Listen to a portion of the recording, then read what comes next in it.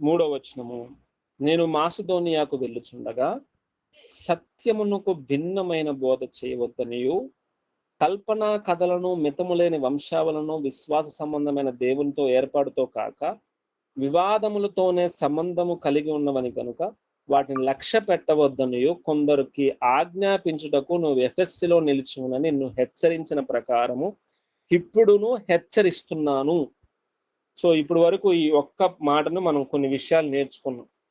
సత్యమునకు భిన్నమైన బోధ చేయకూడదు, సత్యాన్ని ప్రకటించాలి. కల్పనా కథల వైపు, వంశావళుల వైపు, ఇటువైపు ప్రజలను తీసుకెళ్ళ వెళ్ళకూడదు. క్రీస్తు దగ్గరికి తీసుకొని వెళ్ళాలి.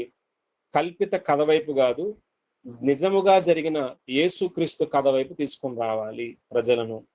సో ఇది ప్రాముఖ్యంగా తిమోతికి హెచ్చరికతో కూడినటువంటి ఒక మాటను ఎలా బోధించాలనే విషయాన్ని ప్రకటిస్తున్నారు.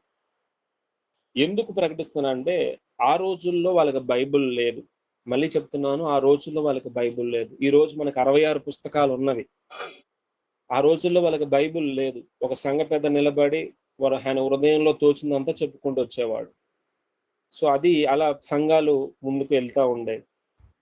సో ఇప్పుడు పౌలయ్య గారు ప్రాముఖ్యంగా తిమోతి ఎలా ప్రకటించాలో తెలుసా అని చెప్పి 5వ వచనంలో మాట్లాడతాడు. ఉపదేశ సారమేదనగా పవిత్ర హృదయము నుండి, మంచి మనస్సాక్షి నుండి, నిష్కపటమైన విశ్వాసం నుండి కలుగు ప్రేమయే. సో వాక్యములో నీ హృదయం ఎలా ఉండాలి చెప్పాను కదా. హృదయము నిండిన దాన్ని బట్టి నోరు మాట్లాడును అని ఇందాక చదివాం కదా. హృదయంలో నువ్వు ఏం నింపాలి? పవిత్రమైన హృదయం అంటే పరిశుద్ధమైన వాక్యాన్ని ఎప్పుడైతే నువ్వు నింపగలుగుతావో అప్పుడే పరిశుద్ధమైన వాక్యము డెలివర్ అవుతుంది. అంటే బయటికి వస్తుంది. లోపలే చెత్త ఉంటే చెత్త మాటలు వస్తాయి బయటికి. లోపలే బూతు మాటలు ఉంటే ఆ బూతు మాటలు వస్తాయి వాక్యం చెప్పేటప్పుడు. కొంతమంది అదేందో సాక్ష్యం చెప్పేటప్పుడు వాడు ఈ మాట తిట్టిందంటే ఆ మాటే మాట్లాడతారు. సంఘంలో కూడా, సంఘంలో ఏ మాటలు మాట్లాడాలో కూడా తెలియట్లేదు కొంతమందికి. సేవకులు కూడా వాక్యం చెప్పేటప్పుడు ఫర్ ఎగ్జాంపుల్ ఏదైనా ఒక బూతు మాట ఉందనుకోండి, ఆ బూతు మాటని యూజ్ చేస్తున్నారు. So don't do that way. అపవిత్రమైన మాటలు రాకూడదు మనకి సంఘంలో. We should clean, right? మనం పరిశుద్ధులం కదా. సో అక్కడ మనం నిలబడినప్పుడు పరిశుద్ధమైన వాక్యాన్ని బోధించినప్పుడు నీ నోట్లో నుంచి అపవిత్రత అనేది అసలు రాకూడదు. ఎందుకంటే నిన్ను చూస్తున్నారు అనేక మంది. నిన్ను చూస్తున్నప్పుడు క్రీస్తును చూస్తున్నారు వాళ్ళు. సో నీ నుంచి బూతు మాటలు వస్తున్నాయి అంటే ఆబ్వియస్లీ క్రీస్తు బూతు మాటలు మాట్లాడినట్టు చేస్తున్నావు నువ్వునే. సో ప్లీజ్ అక్కడ నిలబడుతున్నప్పుడు please don't use false language.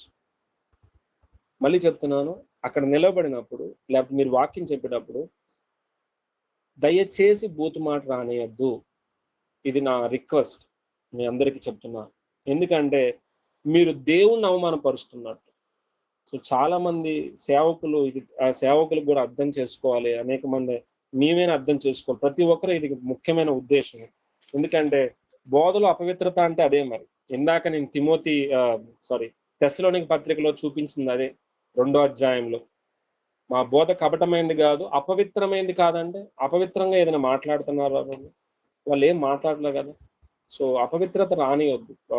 బోధలు బూతు మాటలు రానియొద్దు. సాక్ష్యం చెప్పేటప్పుడు బూతు మాటలు రానియొద్దు. సో దయచేసి మీరు ముచ్చట పెట్టుకున్న కూడా ఒకవేళ సంఘం అంతా ప్రార్థన అంతా అయిపోయింది అయినా కూడా కొంతమంది వాళ్ళు ఈ మాట అన్నారు, వీళ్ళు ఈ మాట అన్నారని ఆ బూతు మాటలు రానియొద్దు. సో పరిశుద్ధ మందిరంలో నీ నోరు జాగ్రత్తగా ఉండాలని ప్రసంగి 5వ అధ్యాయంలో మీకు గుర్తుందా? ప్రసంగి 5 మొదటి వచనం గుర్తుంది ఎవరికైనా? ప్రసంగి 5. నీవు మందిరమునకు పోయినప్పుడు నీ ప్రవర్తన జాగ్రత్తగా సరిచూసుకున్నావు. ఇంకేం తర్వాత? బుద్ధిహీనులు అర్పించినట్లుగా బలి అర్పించకంటే. తర్వాత 2వ వచనం, నీవు దేవుని సన్నిధిని అనాలోచనగా పలుకుటకు నీ హృదయమును త్వరపడనీయక దేన్ని కాచుకోవాలి మనం? ఏముంది చెప్పండి? నోటిని కాచుకోవాలి. దేవుడు ఆకాశం ముందు ఉన్నాడు, నువ్వు భూమి మీద ఉన్నావు. కావున నీ మాటలు ఎలా ఉండాలి చెప్పండి? కొద్దిగా ఉండవాలి. Very good. సో ఇష్టం వచ్చినట్టు మాట్లాడడానికి అక్కడికి ఆప్షన్ లేదు మనకి దేవుని మందిరంలో. ఇంట్లో మాట్లాడుకోలే కానీ సో మందిరంలో ఇష్టం వచ్చినట్టుగా మాట్లాడడానికి వీల్లేదు. సో ఇవి అన్ని కూడా ఎందుకు దేవుడు మనకి చెప్పిస్తున్నాడంటే ఆ పరిశుద్ధతను, ఆ దేవుని సన్నదిని ఒక భయంతో అనుభవించాలి మనం. అప్పుడే మనకి తెలిసిద్ది అక్కడ ఎలా మాట్లాడాలి, ఎలా బోధించాలని. సో మంచి మనస్సాక్షి, నీ మనస్సాక్షి కూడా ఎప్పుడు దోషారోహం చేయనిగా ఉంటేనే అక్కడ మంచిగా మనం వాక్యాన్ని ప్రకటించగలం. నిష్కపటమైన విశ్వాసం కలుగు ప్రేమే వీటిని, ఎందుకంటే వీటిని కొందరు మానుకొని తొలగిపోయి తాము చెప్పు వాటినైనను నిశ్చయమైనట్టుగా రుడిగా పలుకు వాటినైనా గ్రహింపకపోయినను ధర్మశాస్త్రోపదేశకులై ఉండగోరి నిష్ప్రయోజనమైన ముచ్చటలకు తిరిగిది. కొందరు మానేశారంట. అంటే మానేయడం అంటే మంచి హృదయం నుండి వాక్యం చెప్పడం, మంచి మనస్సాక్షి నుంచి వాక్యం చెప్పడం, ఇవన్నీ మానేసేసారంట. ఎందుకంటే ఆ రోజుల్లో ఇంత ఇంత ఇంత వాక్యం లేదు, విరివిగా వారి దగ్గర వాక్యం లేదు. ఈ రోజు విరివిగా వాక్యం ఉన్నా కూడా చాలా మంది రకరకాల బోధలు చేస్తున్నారు. సో ఆ రోజుల్లో వారికి విరివిగా అంటే బోధ లేదు, ఒకరు చెప్తేనే వాళ్ళకి తెలిసేది. సో తిమోతికి ఇన్ని బాధ్యతలు అప్పగిస్తున్నారు. అయ్యా కొందరు మానేశారు, ఎలా పడితే అలా నిష్ప్రయోజనమైన ముచ్చట్లకు తిరిగారు, నువ్వు అలా చేయొద్దు నాన్న తిమోతి అని కొన్ని విషయాలు చెప్తూ ఒక మాట చాలా విషయాలు చెప్తుంది చూడండి. 8వ వచనము. అయినను శ్రీమంతుడగు దేవుడు నాకు అప్పగించిన ఆయన మహిమగల సువార్త ప్రకారం ధర్మశాస్త్రము ధర్మ విరోధులకును, అవిధేయులకును, భక్తిహీనులకును, పాపిష్టులకును పెద్ద లిస్ట్ రాసింది. చూసాడా ఇంతమంది? మీరు లెక్క పెడతారా ఎవరైనా? ఎంతమంది ఉన్నారు చూడండి. ధర్మశాస్త్రం అనేది ఎవరి గురించి చూడండి. మొదటిగా ధర్మ విరోధులు, 2 అవిధేయులు, 3 భక్తిహీనులు, 4 పాపిష్టులు, 5 అపవిత్రులు, 6 మతదూషకులు, 7 పితృహంతకులు, 8 మాతృహంతకులు. చెప్తారు ఎవరైనా కౌంట్ చేసి? సో 15 వచ్చినాయి బ్రదర్. సో 15 వచ్చాయి. సో ఇవన్నీ ధర్మశాస్త్రం అనేది మొత్తం 15 క్వాలిటీస్ చెప్తున్నాను. 15 గురించి చెప్పాడు అంతేనా? రైట్, 15 వచ్చాయి. Very good. సో ఈ 15 విషయాలు ధర్మశాస్త్రం బోధిస్తుంది. అయితే ఈ ధర్మశాస్త్రం అనేది ఎవరికి? నీతిమంతుల కొరకు కాదు, అనీతిమంతుల కొరకు అని ఆయన ప్రకటిస్తున్నారు. చూడండి భలేగా ఉంటుంది ఆ మాట. చివరిగా ఆయన బట్టి అట్టి వాటికి నియమింపబడిన గాని నీతిమంతునికి నియమింపబడలేదని ఎవడైనను ఎరిగి ధర్మానుకూలముగా దాన్ని ఉపయోగించినలా ధర్మశాస్త్రం మేలైనదని మనం ఎరుగుతాము. ఏంటి ఈ మాటకు అర్థము? ఈరోజు నేను ఇక్కడ వరకు నేను చెప్పబోతున్నాను ఈరోజు. సో ధర్మశాస్త్రము గురించి బోధిస్తున్నారు చాలా మంది. అసలు ధర్మశాస్త్రం ఏం ప్రకటిస్తుందో మీరు తెలుసుకోవాలి. ఆ ధర్మశాస్త్రం ఏం ప్రకటిస్తుందో తెలుసుకుంటే అప్పుడు ధర్మశాస్త్రం ఎవరికి వర్తిస్తుందో మీకు తెలిసిద్ది అని చెప్తున్నాడు ఇక్కడ. ధర్మశాస్త్రం ఎవరికి చెప్పండి, ఎవరికి కాదని చెప్పారు చెప్పండి? ఎవరికి అవసరం లేదు ధర్మశాస్త్రము చెప్పండి? నీతిమంతునికి నియమింపబడలేదని చెప్పారు. ఓకే, అంటే ధర్మశాస్త్రము నీతిమంతులకి కాదు, అనీతిమంతులకి. అంటే ఎవరికి? ఇప్పుడు లిస్ట్ చదివాం చూసావా? ధర్మ విరోధులు ఉన్నారు, అంటే ధర్మానికి విరోధంగా జీవించేవారు, అవిధేయులకి, భక్తిహీనులు, పాపిష్టులు, అపవిత్రులు, మతదూషకులు, పితృహంతకులు, అంటే తల్లిని చంపిన వాళ్ళు, తండ్రులను చంపిన వాళ్ళు, మాతృహంతకు తల్లిని చంపిన వాళ్ళు, నరహంతకులు, వ్యభిచారులు, పురుష సంయోగులు, వీళ్ళందరికీ, అబద్ధికులు, అప్రామాణికులు, మా హితబోధను విరోధైన వారికి, సో వీళ్ళందరికీ ఇది వర్తిస్తుంది కానీ నీతిమంతులకి వర్తించదు అని చెప్తున్నాడు. దీన్ని ఎలా అర్థం చేసుకోవాలని నేను కూడా చాలాసార్లు అర్థం చేసుకున్నప్పుడు ఒక సేవకుడు ఏం చెప్పాడంటే, ధర్మశాస్త్రం అనేదంట ఒక అద్దం లాంటిదంట. ఫర్ ఎగ్జాంపుల్, మీరు అద్దంలోకి వెళ్ళిన తర్వాత ఆ అద్దంలో మీరు ఎలా ఉన్నారో చూపిస్తుంది, కానీ అది అద్దం కడుగుతుందా మిమ్మల్ని? అద్దం మిమ్మల్ని శుభ్రం చేస్తుందా? చెప్పండి, అద్దం మిమ్మల్ని శుభ్రం చేస్తుందా? చేయదు బ్రదర్. మేము ఎలా ఉన్నామో అలాగే చూపిస్తుంది. సో ధర్మశాస్త్రం అదే. అంటే నువ్వు ఎటువంటి వాడివి, నువ్వేం చేస్తున్నావు, అసలు నువ్వు ఎలా ఉన్నావు అనేది మాత్రమే చూపిస్తుంది. నువ్వు ఏ పాపం చేస్తున్నావు, ఏ పాపం వల్ల నీకు ఏ శిక్ష వస్తుంది, అది మాత్రమే చూపిస్తుంది. అంతేలే గాని దానికి సొల్యూషన్ చూపించటం లేదు. ఇప్పుడు ఒక మురికి కనపడింది, మనం వెళ్ళి ఆ మురికిని అద్దంలో చూసుకొని, ఓహో పలానా దగ్గర మురికి ఉంది, ఓకే. ఇప్పుడు ఆ మురికి కడగాలంటే నీళ్లు కావాలి. ఆ నీళ్లు ఎవరని చెప్పండి? ఆ నీరు ఎవరండి? ఇప్పుడు యేసు రక్తం దగ్గరికి రావాలి. ఆ యేసు రక్తం దగ్గరకు వస్తేనే మనం కడగబడతాం, పాప క్షమాపణ కలిగింది. సో ఈ రోజు నేను మీకు చెప్పబోయేది ఏంటంటే, ధర్మశాస్త్రానికి యేసుక్రీస్తు చేసిన దానికి ఉన్న వ్యత్యాసం గురించి ఈరోజు మీతో మాట్లాడబోతున్నాను. ఎందుకంటే ఆ రోజులో ధర్మశాస్త్రాన్ని ప్రకటిస్తున్నారు, పాత నిబంధనలో జరిగిన విషయాన్ని వారికి ప్రకటిస్తున్నారు. లేకపోతే అక్కడ ఉన్నటువంటి బోధనా విధానంలో ధర్మశాస్త్రాన్ని బోధిస్తున్నారు. సో ధర్మశాస్త్రాన్ని బోధిస్తున్నప్పుడు పౌలయ్య గారు, ధర్మశాస్త్రాన్ని మీరు ఎందుకు బోధిస్తున్నారు? అది నీతిమంతుల కోసం కాదు, అది అనీతిమంతుల కోసము. కాబట్టి ధర్మశాస్త్రాన్ని మీరు ఎందుకు బోధిస్తున్నారు? అది ఎవరికి వస్తుంది తెలుసా? ధర్మ విరోధులకి, అవిధేయులకు, వీళ్ళకి కదా, మనం కాదు కదా. యేసు రక్తంలో కడగబడిన మనం అందరము నీతిమంతులం కదా, మనకు అది వర్తించదు కదా, మన మీద అది పెత్తనం చేయదు కదా, దాని నుంచి మనం విడిపించబడ్డాం కదా అనే విషయాలను వారికి తెలియచేస్తూ ఈ మాటలను ప్రకటిస్తున్నాడు. ఇది కొంచెం అర్థం చేసుకోవడానికి కొంచెం టైం పడుతుందండి, కానీ ఇందులో ఉన్న సత్యాన్ని మీకు తెలియచేయబోతున్నాను. ఫర్ ఎగ్జాంపుల్, ఇప్పుడు మీరందరూ జడ్జి స్థానంలో ఉన్నారు. ఒక వ్యక్తి అత్యాచారం చేసి ఆ స్త్రీని చంపేశాడు. ఇప్పుడు మీరు జడ్జి స్థానంలో కూర్చున్నారు. మీ దగ్గర ఆ పోలీసులు తీసుకొచ్చి ఆ వ్యక్తిని నిలబెట్టారు. మీరు ఏం తీర్పు తీరుస్తారు? ఫర్ ఎగ్జాంపుల్, మీరు అందరూ కూడా ఏం తీర్పు తీరుస్తారు? మనందరం కూడా తీర్పు తీర్చేది ఏంటంటే, ఈ వ్యక్తి అత్యాచారం చేశాడు కాబట్టి భారతదేశ చట్ట ప్రకారము ఇలా అత్యాచారం చేసిన వారికి ఉరి శిక్ష వేయాలి అనేది చట్టంలో ఉన్నది. కాబట్టి ఆ చట్టాన్ని బట్టి ఆ జడ్జి గారు ఆ శిక్ష వేస్తారు. ఇతను ఆ కేసు పూర్వాపరాలు పరిశీలించిన మీదట ఇతనికి ఉరి శిక్ష వేయడం అయినది అని రాస్తారు, సంతకం పెడతాడు. ఆ తర్వాత ఆ వ్యక్తిని ఒక రోజు రిమాండ్ లో ఉంచిన తర్వాత ఆ వ్యక్తిని ఉరి శిక్ష వేస్తారు. ఇదే మనందరం చేసేది. ఫర్ ఎగ్జాంపుల్, మన మన దేశంలో కూడా చాలాసార్లు అత్యాచారాలు జరిగినప్పుడు పోలీసులు ఎన్కౌంటర్ చేస్తే సత్యమే గెలిచింది అని మనం కూడా అప్రిషియేట్ చేస్తాం, పోలీసులు వాళ్ళు మంచి పని చేశారు అని, ఇట్లా మనం అంటా ఉన్నాం. సరే, ఇప్పుడు ఆ జడ్జి స్థానంలో మనం ఉంటే ఏం చేస్తున్నామంటే, ధర్మశాస్త్రం ప్రకారంగా ఆ వ్యక్తికి శిక్ష వేస్తున్నాం. ఆ శిక్షను బట్టి అతను ఉరి శిక్ష అంటే మరణానికి అప్పగిస్తున్నాం మనం. కానీ సొల్యూషన్ ఏమైనా ఉందా? ఏమీ లేదు. ఏంటి సొల్యూషన్ అంటే, ఇది తప్పు చేశాడు, ఈ శిక్ష వేయాలి. ఇది ధర్మశాస్త్రం బోధిస్తుంది. ఇప్పుడు ఆ జడ్జి స్థానంలో యేసయ్య కూర్చున్నాడు. ఇప్పుడు ఫర్ ఎగ్జాంపుల్ మనం కూర్చున్నాం కదా ఎప్పుడు దాకా, ఇప్పుడు యేసయ్య కూర్చున్నాడు ఆ జడ్జి స్థానంలో. ఇప్పుడు కూడా ఆయన ఏం చేయాలి? ఆ ధర్మశాస్త్రం ప్రకారంగానే ఆ శిక్ష వేయాలి. ఇప్పుడు యేసయ్య ఏం చేస్తున్నాడంటే, సరే ఈ వ్యక్తి తప్పు చేశాడు కదా, ఆ వ్యక్తి నిమిత్తము నేను ప్రాణం పెడతాను, ఆ మరణ శిక్ష ఏదో నా మీద వేసుకుంటాను, అతనికి మరొక అవకాశం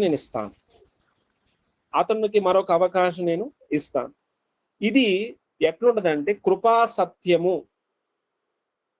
సత్యము అక్కడ శిక్ష వేస్తున్నాడు. కృప ఏంటంటే అతని మీద కాదు, నా మీద వేసుకుంటున్నాడు, ఆయన మీద వేసుకుంటాడు. ఇంత డిఫరెన్స్ ఉంటుంది. పాత నిబంధన మొత్తం కూడా మీరు జడ్జిగా ఉన్నప్పుడు ఎటువంటి నిర్ణయం తీసుకున్నారో అదే పాత నిబంధన మొత్తం కూడా. మీరు ఈ తప్పు చేశారు, ఈ పాపం చేశారు, ఈ పాపానికి ఇది శిక్ష, మరణము, ఇంకంతే. కానీ నూతన నిబంధనకు వచ్చేసరికల్లా కృపాకాలం అంటాం మనం. అసలు కృపాకాలం అంటే ఏంటో తెలుసా అండి? నీవు తప్పు చేశావు, కానీ ఆ తప్పుకి పెనాల్టీ యేసుక్రీస్తు చెల్లించాడు. రావాల్సింది నీకే శిక్ష, నీకు నాకే, కానీ ఆ శిక్ష యేసయ్య మీద పడ్డది.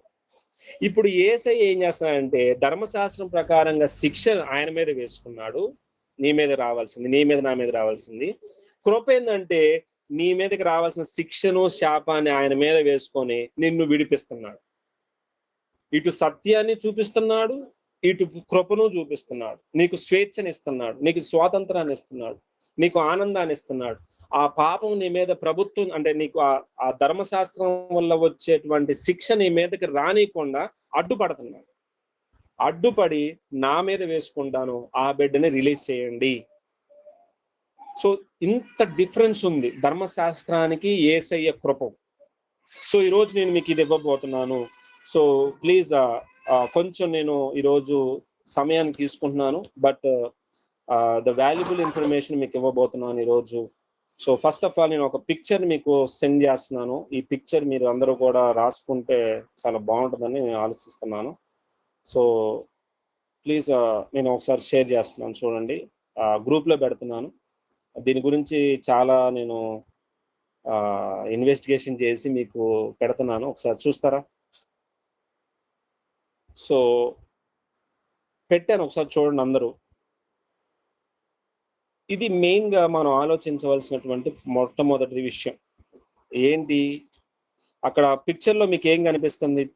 వచ్చిందండి మీ అందరికి పిక్చర్? వచ్చిందా రాలేదు? ఒకళ్ళు కన్ఫర్మ్ చేస్తారా? చూస్తున్నారా లేదా? చూసాం బ్రదర్, వచ్చిందండి. రైట్. ఇప్పుడు నేను రెండో పిక్చర్ కూడా పెట్టాను, ఇప్పుడు చూడండి, భలేగా ఉంటుంది.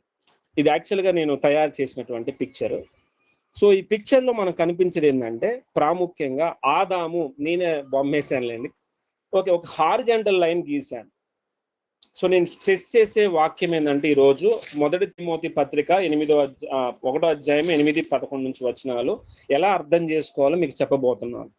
సో ఇది అర్థమైతే మీకు ఎలా బోధించాలో కొన్ని విషయాలు మీకు అర్థం అవుతాయి. మొత్తం బోధ గురించేనండి, మొత్తం నేను చెప్పేదంతా 1వ అధ్యాయం బోధ గురించే. సో ప్లీజ్ ఈరోజు కొంచెము మీరు కాన్సన్ట్రేట్ చేయాల్సిందిగా ప్రభు పేరిట మనవి చేస్తున్నాను. సో ఇది కొద్దిగా కన్ఫ్యూజింగ్ గా ఉంటుంది, కొంచెం అర్థమైనట్టే ఉంటుంది, మళ్ళీ కొంచెం ఏదో మిస్ అవుతున్నట్టుగా అనిపిస్తూ ఉంటుంది. సో ప్లీజ్ కొంచెం అందరూ అర్థం చేసుకోవాల్సిందిగా కూర్చున్నాను. మొదటిగా మనం ఆదాము, చెప్పండి. ఇప్పుడు ఈ ఆదాము నుంచి యేసుక్రీస్తు వరకు ఇశ్రాయేలు ప్రజలందరికీ వాళ్ళకి ఇవ్వబడింది ఏంటంటే లా, LAW అంటే ధర్మశాస్త్రము. గుర్తుపెట్టుకోండి, వీళ్ళందరూ కూడా ధర్మశాస్త్రం ప్రకారంగానే జీవించాలి, ధర్మశాస్త్రం ప్రకారంగానే నడుచుకోవాలి, ధర్మశాస్త్రం ప్రకారంగానే నీతి వస్తుంది, ధర్మశాస్త్రం ప్రకారంగానే వారు దాంట్లో చెప్పిన ప్రతిదీ కూడా తూచా తప్పకుండా చేయాలి. అలా చేస్తేనే వాళ్ళందరూ కూడా ధర్మశాస్త్రం ప్రకారంగా నీతిమంతులు. సో బైబిల్ ఏం సెలవిస్తుందంటే నీతిమంతుడు ఒక్కడూ లేడు, అందరూ పాపం చేసి దేవుడు అనుగ్రహించిన మహిమను పొందలేకపోతున్నారు. అంటే వాళ్ళకి ధర్మశాస్త్రం ఇచ్చినా గానీ ధర్మశాస్త్రం ప్రకారంగా ఏ ఒక్కడు జీవించలేదు. సో ఈ సిలువకు ముందంతా కూడా ధర్మశాస్త్రం కింద జీవించారు. ఈ సిలువ తర్వాత ఏం జరుగుతుందంటే గ్రేస్ అంటే కృప. ఇప్పుడు చర్చి యుగం అంటారు, అంటే సంఘ యుగం అంటారు, సంఘ కాలం అంటారు. ఇది ఎంత టైం ఉంటుందో మనం ఎవరు ఎక్స్పెక్ట్ చేయలేం. ఆ సంఘ కాలం అయిపోయిన వెంటనే ర్యాప్చర్ అంటే ఎత్తబడతాం మనం. ఆ తర్వాత ఎత్తబడిన తర్వాత మనం 7 ఏళ్ళు అక్కడ మధ్యాకాశంలో విన్న తర్వాత కింద మళ్ళీ 1000 సంవత్సరాలు మనం భూమి మీద రాజ్యం 1000 ఏళ్ల పాలనలో జరిగిద్ది. సో ఇది తర్వాత టాపిక్. ఈ టాపిక్ ఇప్పుడు గ్రేస్ అని చూసారా, ఆ చర్చ్ పీరియడ్ లో గ్రేస్ అని పెట్టాను చూసారా. ఇప్పుడు ఆ పీరియడ్ లో మనందరం ఉన్నాం. ధర్మశాస్త్రం అనేది కేవలం ఇశ్రాయేలు ప్రజలకు మాత్రమే, ప్రజలందరికీ కాదు, గుర్తుపెట్టుకోండి. ఓన్లీ ఇశ్రాయేలు ప్రజలు మాత్రమే ఆ ధర్మశాస్త్రం ఇవ్వబడింది. మీకు ఇంకో మాట చెప్పాలంటే ఆది కాండము నుండి మలాకి గ్రంథం వరకు మొత్తం ఎవరి గురించి ఉంటుందండి చరిత్ర? చెప్పండి, ఎవరి గురించి ఆ చరిత్ర అంతా? ఇశ్రాయేలు ప్రజల గురించే ఉంటుంది. మీరు ఎక్కడ చూసినా గానీ ఆది కాండంలో 12వ అధ్యాయంలో ఒక వ్యక్తిని పిలుస్తాడు. ఆ వ్యక్తి పేరు అబ్రహాము. అబ్రహామును పిలిచిన మొదలుకొని అబ్రహాముకి ఒక వాగ్దాన పుత్రుడు 100 సంవత్సరాలు అప్పుడు ఇస్తాడు.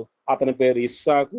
ఇస్సాకుకి 2 కొడుకులు పుడతాడు. ఒకటి పేరు ఏషావు, ఒకటి పేరు యాకోబు. యాకోబును దేవుడు ఏర్పరచుకొని యాకోబుని ఇశ్రాయేలుగా మార్చి అతనికి 12 మంది పిల్లగాళ్ళు, 12 గోత్రాలు. ఆ 12 గోత్రాల నుంచి యోధా గోత్రం నుంచి వచ్చిన వాడే యేసుక్రీస్తు ప్రభు. ఇదంతా ప్రవీణు నీకు ఎట్లా తెలుసు అంటే ఈ పాత నిబంధనలో మొత్తం అదే కనపడతా ఉంటది. ఈ పాత నిబంధన మొత్తం కూడా ధర్మశాస్త్రం మీదే ఆధారపడింది. మొత్తం కూడా ఎంటైర్ వాళ్ళ ప్రజలంతా కూడా ధర్మశాస్త్రము మోషే ద్వారా వారికి ఇవ్వబడింది. మనందరికి తెలుసు మోషే ద్వారా ఆ 2 పలకలు మనందరికి తెలుసు కానండి, 10 ఆజ్ఞలు కలిగినటువంటి ఆ పలకలు మోషే ద్వారా ఇశ్రాయేలు ప్రజలకు ఇవ్వబడింది. ఇప్పుడు ఇశ్రాయేలు ప్రజలకి ఎన్ని ఆజ్ఞలు ఉన్నాయి చెప్పండి? ఎన్ని ఆజ్ఞలు చెప్పాలి? ఎన్ని ఆజ్ఞలండి వాళ్ళకి పాత నిబంధనలో? సో 10 ఆజ్ఞలు మనందరికీ గుర్తే కదండి. ఒక సేవకుడు నేను రీసెర్చ్ చేస్తుంటే వాళ్ళకి ఇచ్చిన ఈ 10 ఆజ్ఞలను బేస్ చేసుకోనంట సుమారు 1500 పైన ఆజ్ఞలు వాళ్ళకి దేవుడు ఇచ్చాడంట. సుమారు 1500 ప్లస్, అంటే 1500 ప్లస్ కమాండ్స్ వాళ్ళకి ఇచ్చాడంట.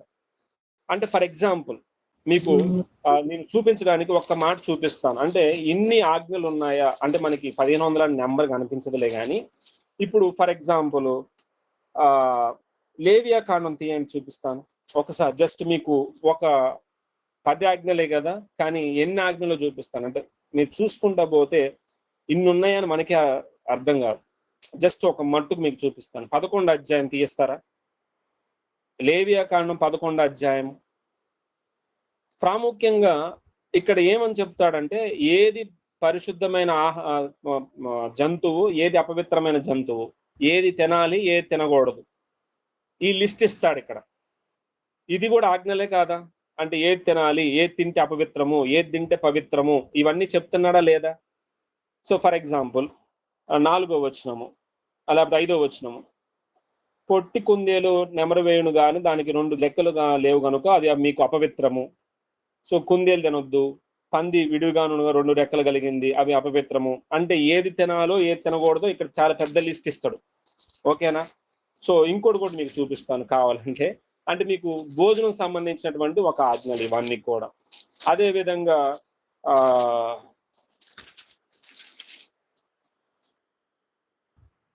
ఒకసారి ఇక్కడ చూస్తారా? 26వ అధ్యాయము, 26వ అధ్యాయము లేవియా కాండం 26వ అధ్యాయము. ఇక్కడ ఎన్ని ఉన్నాయి చూసారా?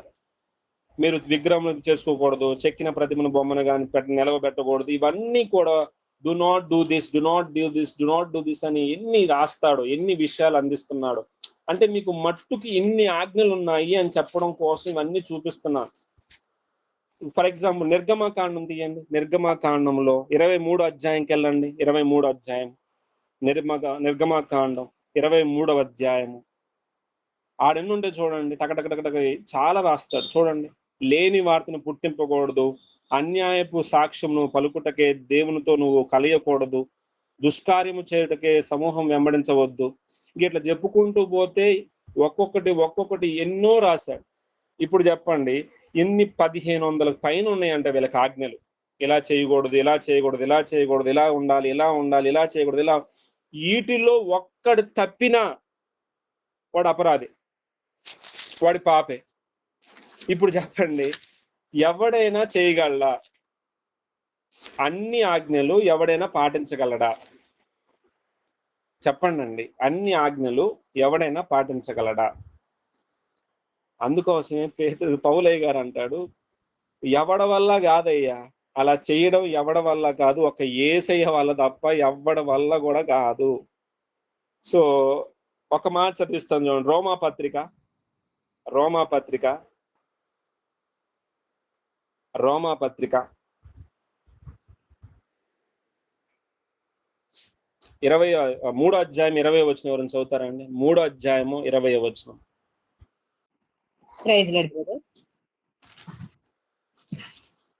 అనగా ధర్మశాస్త్ర సంబంధమైన క్రియల మూలముగా ఏ మనుషుడును ఆయన దృష్టికి నీతిమంతుడని తీర్చబడడు.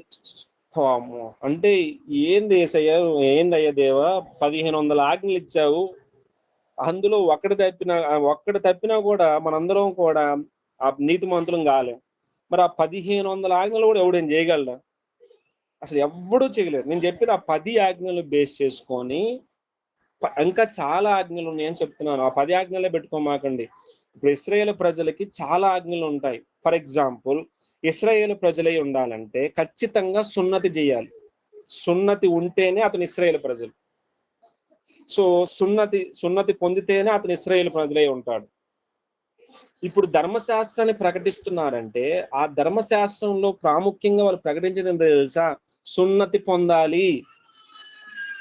ఎందుకు నేను ఈ పాయింట్ స్ట్రెస్ చేస్తున్నానంటే గలతీ పత్రికలో ప్రాముఖ్యంగా అక్కడ ఉన్నటువంటి ప్రజల్ని ధర్మశాస్త్రోపదేశాన్ని ప్రకటించి సున్నతి పొందాలి అని ఆ ప్రజలందరికీ బోధిస్తున్నారంట గలతీ అనే సంఘంలో.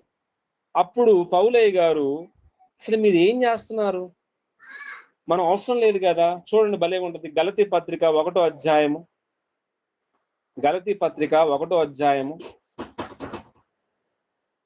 6వ వచనం చదువుతారు ఎవరైనా? 1:6. క్రీస్తు కృపను బట్టి మిమ్ము పిలిచిన వానిని విడిచి భిన్నమైన సువార్త తట్టుకు మీరంతా త్వరగా తిరిగిపోతూ చూడగా నాకు ఆశ్చర్యమగుచున్నది. అది మరి ఒక సువార్త కాదు గాని క్రీస్తు సువార్తను చెరపకోరి మిమ్మును కలవరపరచువారు కొందరున్నారు. మేము మీకు ప్రకటించిన సువార్త కాక మరొక సువార్తను మేమైనను పరలోకంలో వచ్చిన దూతైనను మీకు ప్రకటిస్తే అతడు ఏమవుతాడు? శాపగ్రస్తుడు. ఎందుకు? భిన్నమైన సువార్త అంటే ఏంటో తెలుసా? వాళ్ళందరూ సున్నతి పొందితేనే రక్షింపబడతారు. సున్నతి పొందితేనే మనిషి యేసుక్రీస్తు పునరుద్ధానం నీతిమంతుడు అవుతాడు అనే ఒక విషయాన్ని ఈ యొక్క పత్రికలో ప్రాముఖ్యంగా వారు చెప్పాలనుకున్నటువంటి ఉద్దేశం. ఎందుకంటే పౌలయ్య గారు వాళ్ళని ఎలా మాట్లాడుతున్నారు చూడండి, ఎలా గద్దిస్తున్నాడంటే 3వ వచనం, 3వ అధ్యాయం చదువుతారమ్మా. 3వ అధ్యాయం 1వ వచనం. జస్ట్ మీకు ఒక ఎగ్జాంపుల్ ఇస్తున్నాను. ఓ అవివేకులైన గలతీయులారా, సత్యమును అనుసరింపకుండునట్లు మిమ్మును ఎవడు భ్రమ పెట్టను? సిలువ వేయబడిన వాడై యేసుక్రీస్తు మీ కన్నుల ఎదుట ప్రత్యక్షముగా ప్రదర్శింపబడను గదా. ఇది మాత్రమే మీ వలన తెలుసుకున్న కోరుచున్నాను. ధర్మశాస్త్ర సంబంధ క్రియల వలన ఆత్మను పొందితిరా, లేక విశ్వాసంతో వినుట వలన పొందితిరా? మీరింత అవివేకులైతురా. ఎందుకంటే వారు ధర్మశాస్త్రము బోధిస్తున్నారు, ధర్మశాస్త్రం ప్రకారంగా జీవించాలి, మరలా మీరందరూ కూడా సున్నతి పొందాలి, మనందరం కూడా మోషే గారు చెప్పినటువంటి ఆ ధర్మశాస్త్రంలో విధులన్నీ చెయ్యాలి, ఇగో అట్లనే సున్నతి పొందుకోవాలి, పండగలు ఆచరించాలి, అవి అట్లనే మనం జీవించాలి. ఇప్పుడు యేసయ్య వచ్చాడు ఏదో చేశాడని మనం ఆయన నమ్మితే మనకి రక్షణ కాదు, అట్లా సున్నతి పొందితేనే రక్షణ. మీకు ఒక మాట చూపించాను కదా, అపోస్తుల కార్యములు 15వ అధ్యాయంలో జరిగిన ఇదే సంఘటన జరిగింది. 15:1 చూడండి. అపోస్తులు 15:1 ఏం కనిపిస్తుంది చెప్పండి?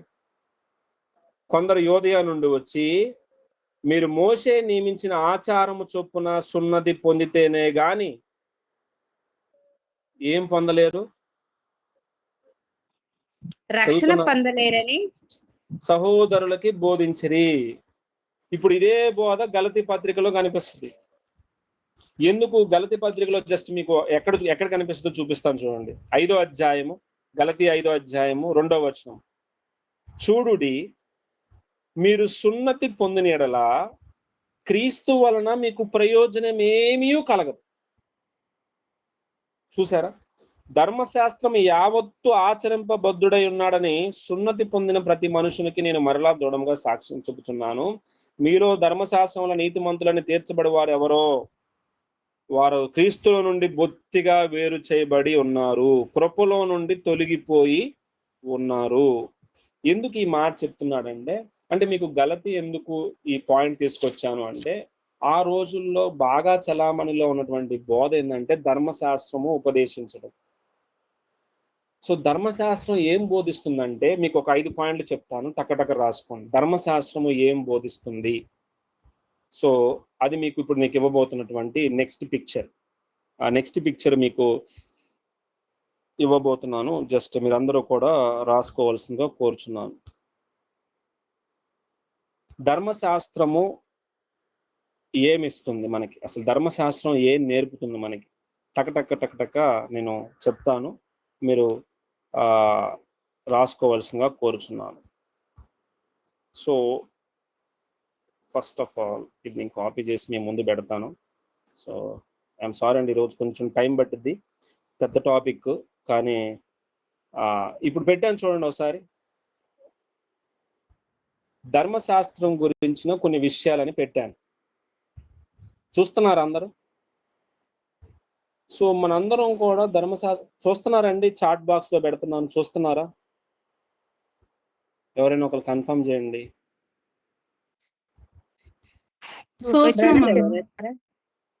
ఏమనుంది?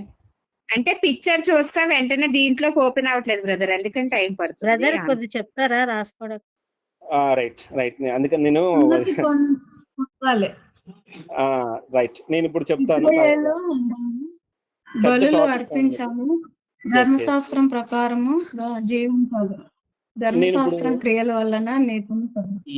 ఓకే, నేను ఇప్పుడు మీకు చెప్పబోయే విషయం ఏంటంటే చాలా పెద్ద టాపిక్ ఇది, కానీ సాధ్యమైనంత వరకు నేను మీకు ఇది చెప్పాలి.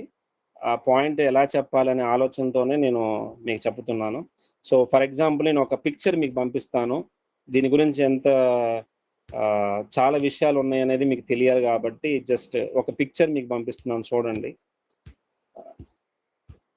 ఇది ఫస్ట్ టైం ఇలా ట్రై చేస్తున్నానండి, కాకపోతే పెద్ద టాపిక్ ఇది, కానీ I will try my level best. చూడండి ఒకసారి.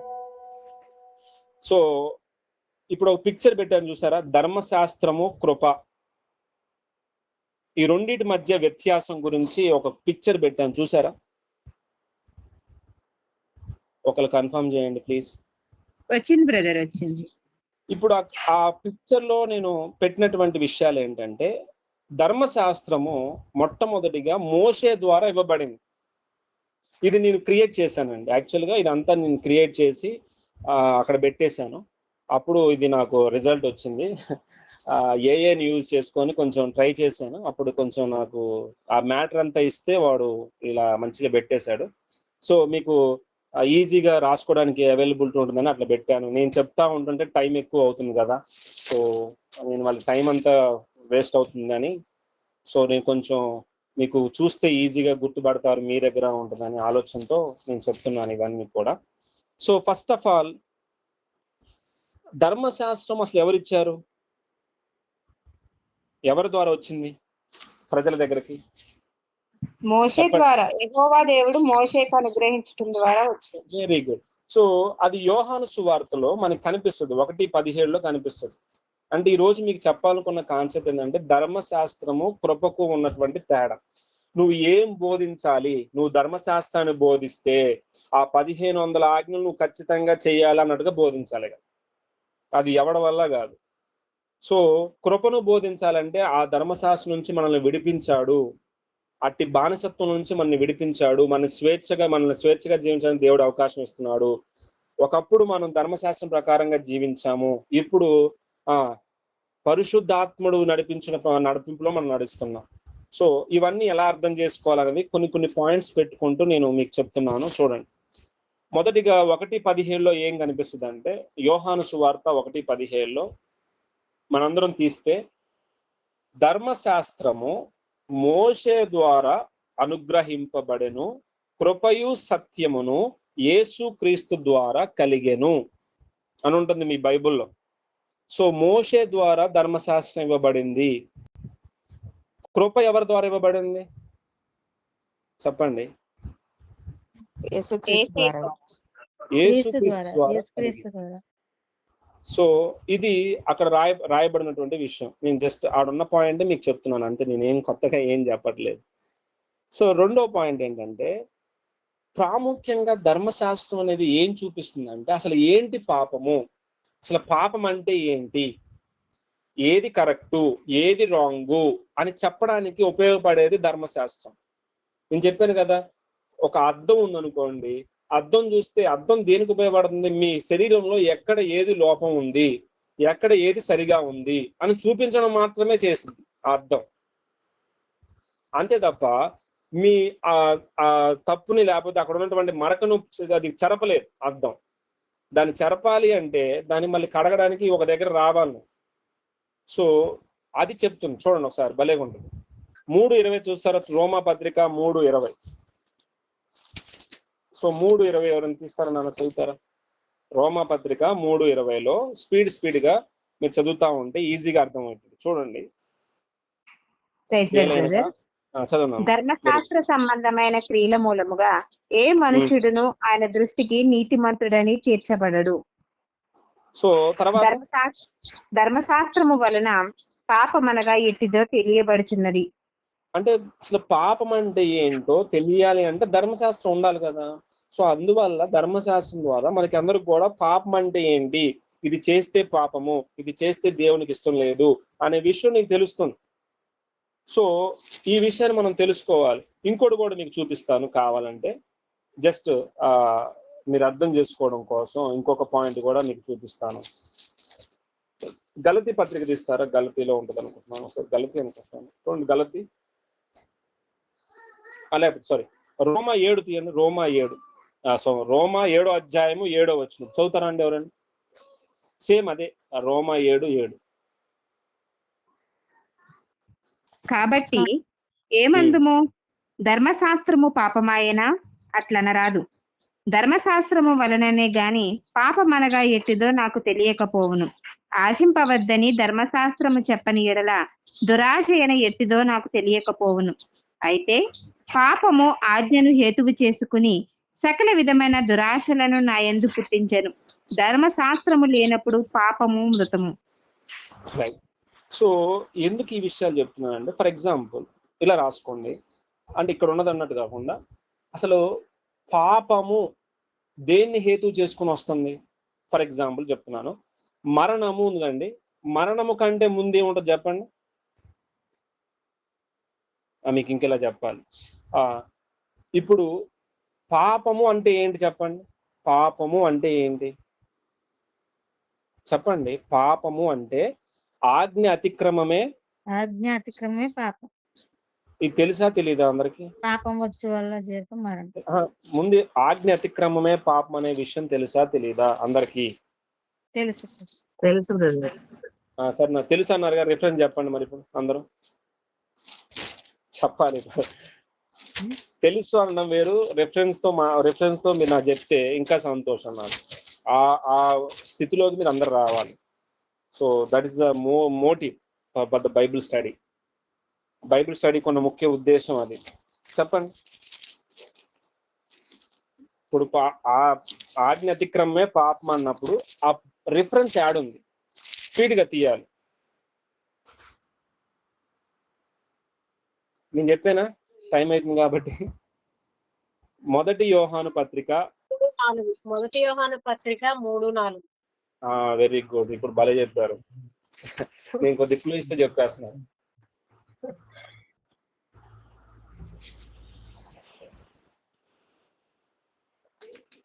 రైట్. అంటే పాపం అంటే ఆజ్ఞ అతిక్రమము. సరే, ఇంతకీ పాపము దేన్ని హేతు చేసుకుంటుంది? దేన్ని ఆధారం చేసుకొని మనిషి దగ్గరకు వస్తుంది చెప్పండి? దేన్ని ఆధారం చేసుకొని మనిషిని ఏలుతుంది? ఇప్పుడు నేను చెప్పిన పాయింటే ఇప్పుడు రోమా పత్రికలో 7:7 చదువుతున్నప్పుడు మీకు అర్థమైపోయింది. 7:8 చదవండి. ఇప్పుడు మీరు చదివిన మాట నేను జస్ట్ దేన్ని హేతు చేసుకుంటుంది, ఆ పాపానికి ఏది బలం ఇస్తుంది చూడండి. 7:8 చదవండి. 7:8 జస్ట్ అక్కడ ఏమనుంది? అయితే పాపము ఆజ్ఞని హేతువు చేసుకుని సకల విధమైన దురాశలు నా యందు పుట్టించుచున్నది. ధర్మశాస్త్రం లేనప్పుడు పాపము మృతము. అంటే ధర్మశాస్త్రము అంటే ఆజ్ఞలు. ఈ ఆజ్ఞని హేతు చేసుకొని దేవుని దగ్గరికి వెళ్ళి దేవునితో ఇలా మాట్లాడుతుంది, అయ్యా నువ్వు ఇచ్చిన ఆజ్ఞలు ఇగో వీళ్ళు పాటించట్లేదు, కాబట్టి నువ్వు చెప్పినందువల్ల ఈ ఆజ్ఞ అతిక్రమిస్తుంటే పాపం వస్తుంది, ఇప్పుడు మరణము నేను ఏలుతాను. ముందు అతను ఏదో తప్పు చేశాడు, అంటే భారతదేశ చట్ట ప్రకారము ఏదైతే చేయకూడదో అది చేశాడు. అది చేసినప్పుడు ఆ భారతదేశం ఏమిస్తుంది? ఆ శిక్ష చూసిద్ది. ఈ వ్యక్తి నరహంతకుడు, ఈ నరహంతకుడికి ఏం చేయాలి? అక్కడ రాశారు, ఆర్టికల్లో ఏం రాశారంటే, నరహంతకుడు ఎవరైనా హత్య చేస్తే ఆ హత్యను బట్టి ఆ వ్యక్తికి ఉరి శిక్ష వేయాలి. ఆ శిక్షను అమలు చేస్తారు, అంతే, ఇంకేం లేదు. ఒక వ్యక్తి మరణించడానికి హేతు చేసింది ఏంటంటే పాపం.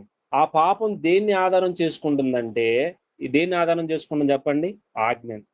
సో ఇప్పుడు చూడండి, దేవుడు ఆజ్ఞిస్తే ఆ ఆజ్ఞని ఖచ్చితంగా తొట్టిల్లేటట్టు చేసేది ఏంటో తెలుసా అండి? పాపం. గుర్తుపెట్టుకోండి. ఫర్ ఎగ్జాంపుల్, నేను ఇచ్చే 3 పాయింట్స్ గుర్తుపెట్టుకోండి. ప్రతి మనిషి ఈ 3 విషయాలు గుర్తుపెట్టుకోవాలి. ఏంటి ఆ 3 విషయాలంటే, మనం పాపం చేయడానికి ప్రధానమైనటువంటి 3 కారణాలు ఏంటో అన్ని నేను ఫోన్లోనే రాసి ఈజీగా పేస్ట్ చేస్తున్నాను. ఈసారి కొంచెం టైం ఎక్కువ తీసుకున్నాను కాబట్టి. ఇప్పుడు ఒకసారి చూడండి, మనిషి పాపం చేయడానికి 3 ప్రధానమైన కారణాలు పెట్టాను. చార్ట్లో చూస్తున్నారా? ఏమనుంది? నాకు ఒకరు కన్ఫర్మ్ చేయండి ప్లీజ్. పాప స్వభావం,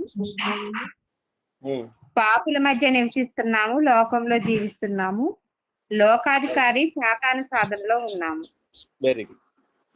సో ఇది గుర్తుపెట్టుకోండి, మనము పాప స్వభావం, మన స్వభావమే పాపము. సో ఆదాము నుంచి మనందరం వచ్చాం కాబట్టి మనందరిలో పాప స్వభావం అనేది ఉంటుంది. సో ఈ పాప స్వభావం ఎప్పుడూ కూడా ఏదైతే చేయకూడదో అదే చేసేస్తాం మనం. ఎలా ఉండకూడదో అలానే ఉండాలనిపిస్తుంది మనకి. ఇది చేయాలని కూడా చెయ్యం మనం. ఎందుకంటే అది పాప స్వభావం అంటది. దాని లక్షణమే అలాంటిదంట, మన శరీర లక్షణమే అలాంటిదంట. ఒక మాట చూడండి, 7:18 చూడండి, భలేగా ఉంటది. అంటే పౌలు భలే రాస్తాడు ఈ మాట. 15 చదవండి ఎవరైనా, భలేగా ఉంటది ఈ మాట. 7:15, రోమా 7:15. జస్ట్ ఆయన చెప్పిన మాటలు అయితే ఇంకా ఈజీగా ఉంటుంది మనకి. చదువుతారా? రోమా 7:15. ప్రైజ్ లేదు బ్రదర్. ఏలి అనగా నేను చేయనది నేను ఎరుగను, నేను చేయ నిశ్చయించినది చేయక ద్వేషించినది చేయుచున్నాను. ఇచ్చయింపనిది నేను చేసిన ఎడల ధర్మశాస్త్రము శ్రేష్టమైనదైనట్టు ఒప్పుకునిచున్నాను. కావున ఇకను దాని చేయునది నా యందు నివసించు పాపమే కాని నేను కాదు. 18 నా యందు అనగా నా శరీరమందు మంచిది ఏదియు నివసింపదని నేను ఎరుగుదును. మేలైనది చేయవలనని కోరిక నాకు కలుగుతున్నది కానీ దానిని చేయుట నాకు కలుగుటలేదు. నేను చేయగోరు మేలు చేయక చేయగోరని కీడు చేయుచున్నాను. నేను కోరని దానిని చేసిన ఎడల దానిని చేయునది నా యందు నివసించు పాపమే కాని ఇకను నేను కాదు. అంటే ఎందుకు ఇది ఏమంటానంటే, అసలు నా తత్వం అలా అయిపోతుంది, నా స్వభావం అలా ఉండిపోతుంది. మేలు చేయాలనిపిస్తుంది కానీ మేలు చేయలేకపోతున్నాను. ఏమంటారండి, మంచి చేయాలనిపిస్తుంది కానీ మంచి చేయలేకపోతున్నాను. ఏది చెయ్యాలనుకుంటున్నానో అది చేయలేకపోతున్నాను. దట్ ఈస్ కాల్డ్ పాప స్వభావం. అది మనలో ఇమిడి ఉంది. ఆదాము నుంచి మనలో నుంచి ఇమిడి ఉంది. అదే ఇప్పుడు లోకంలో ఉన్న వాళ్ళంతా కూడా పాపులే కదా. సో అందరూ అలాంటి, ఇప్పుడు మనకే స్వభావం ఉందో వాళ్ళకి అదే స్వభావం ఉంది. సో ఇంకా మనం ఏంటంటే వాడు చేస్తాను కదా మనం కూడా చేస్తున్నాం. నేను కొన్నిసార్లు రిజల్ట్స్ వచ్చినప్పుడు ఇద్దరు ఫెయిల్ అయ్యారు అనుకోండి, మా క్లాస్లో అందరు ఫెయిల్ అయ్యారు అందుకని నేను కూడా ఫెయిల్ అయ్యా అంటాడు. సో వాడు కంపారిజన్ చేసుకుంటాడు, మా క్లాస్లో ఎవడు పాస్ అవ్వలేదులే, ఒక్కడే పాస్ అయ్యిండు, నేను అందరూ ఫెయిల్ అయ్యారు అంటున్నాడు. అంటే వీడు ఫెయిల్ అయినని ఒప్పుకోవట్లేదు, అందరూ ఫెయిల్ అయ్యారు కాబట్టి నేను కూడా ఫెయిల్ అయ్యాను అంటే చాలా ఎగ్జాంపుల్ గా చెప్తున్నాను. లోకంలో అందరూ పాపులే. ఎవడు కరెక్ట్గా మాట్లాడుతాడు, ఎవడు కరెక్ట్ చేస్తాడు, వాడేమన్నా పతిత్త, వీడేమన్నా ఇదా, వాడదా, వీడదా అని మనం అంటామా లేదా? సహజంగా ఎందుకు ఈ మాటలు వస్తాయి? మనందరం నివసించేది లోకంలో కాబట్టి మనకి తెలుసు కదా లోకాశ ఏంటి. బైబుల్లో ఒక దగ్గర ఉంటది, ఈ లోకములో ఏముంటది? 15, 1 యోహాను 2:15 చెప్పండి.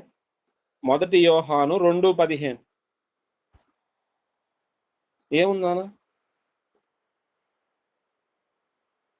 1 యోహాను పత్రిక 2:15. మీరు స్పీడ్ తీయాలిగా, బైబుల్ మీరు స్పీడ్ గా తీసే అలవాటు రావాలి. ఈ లోకమైనను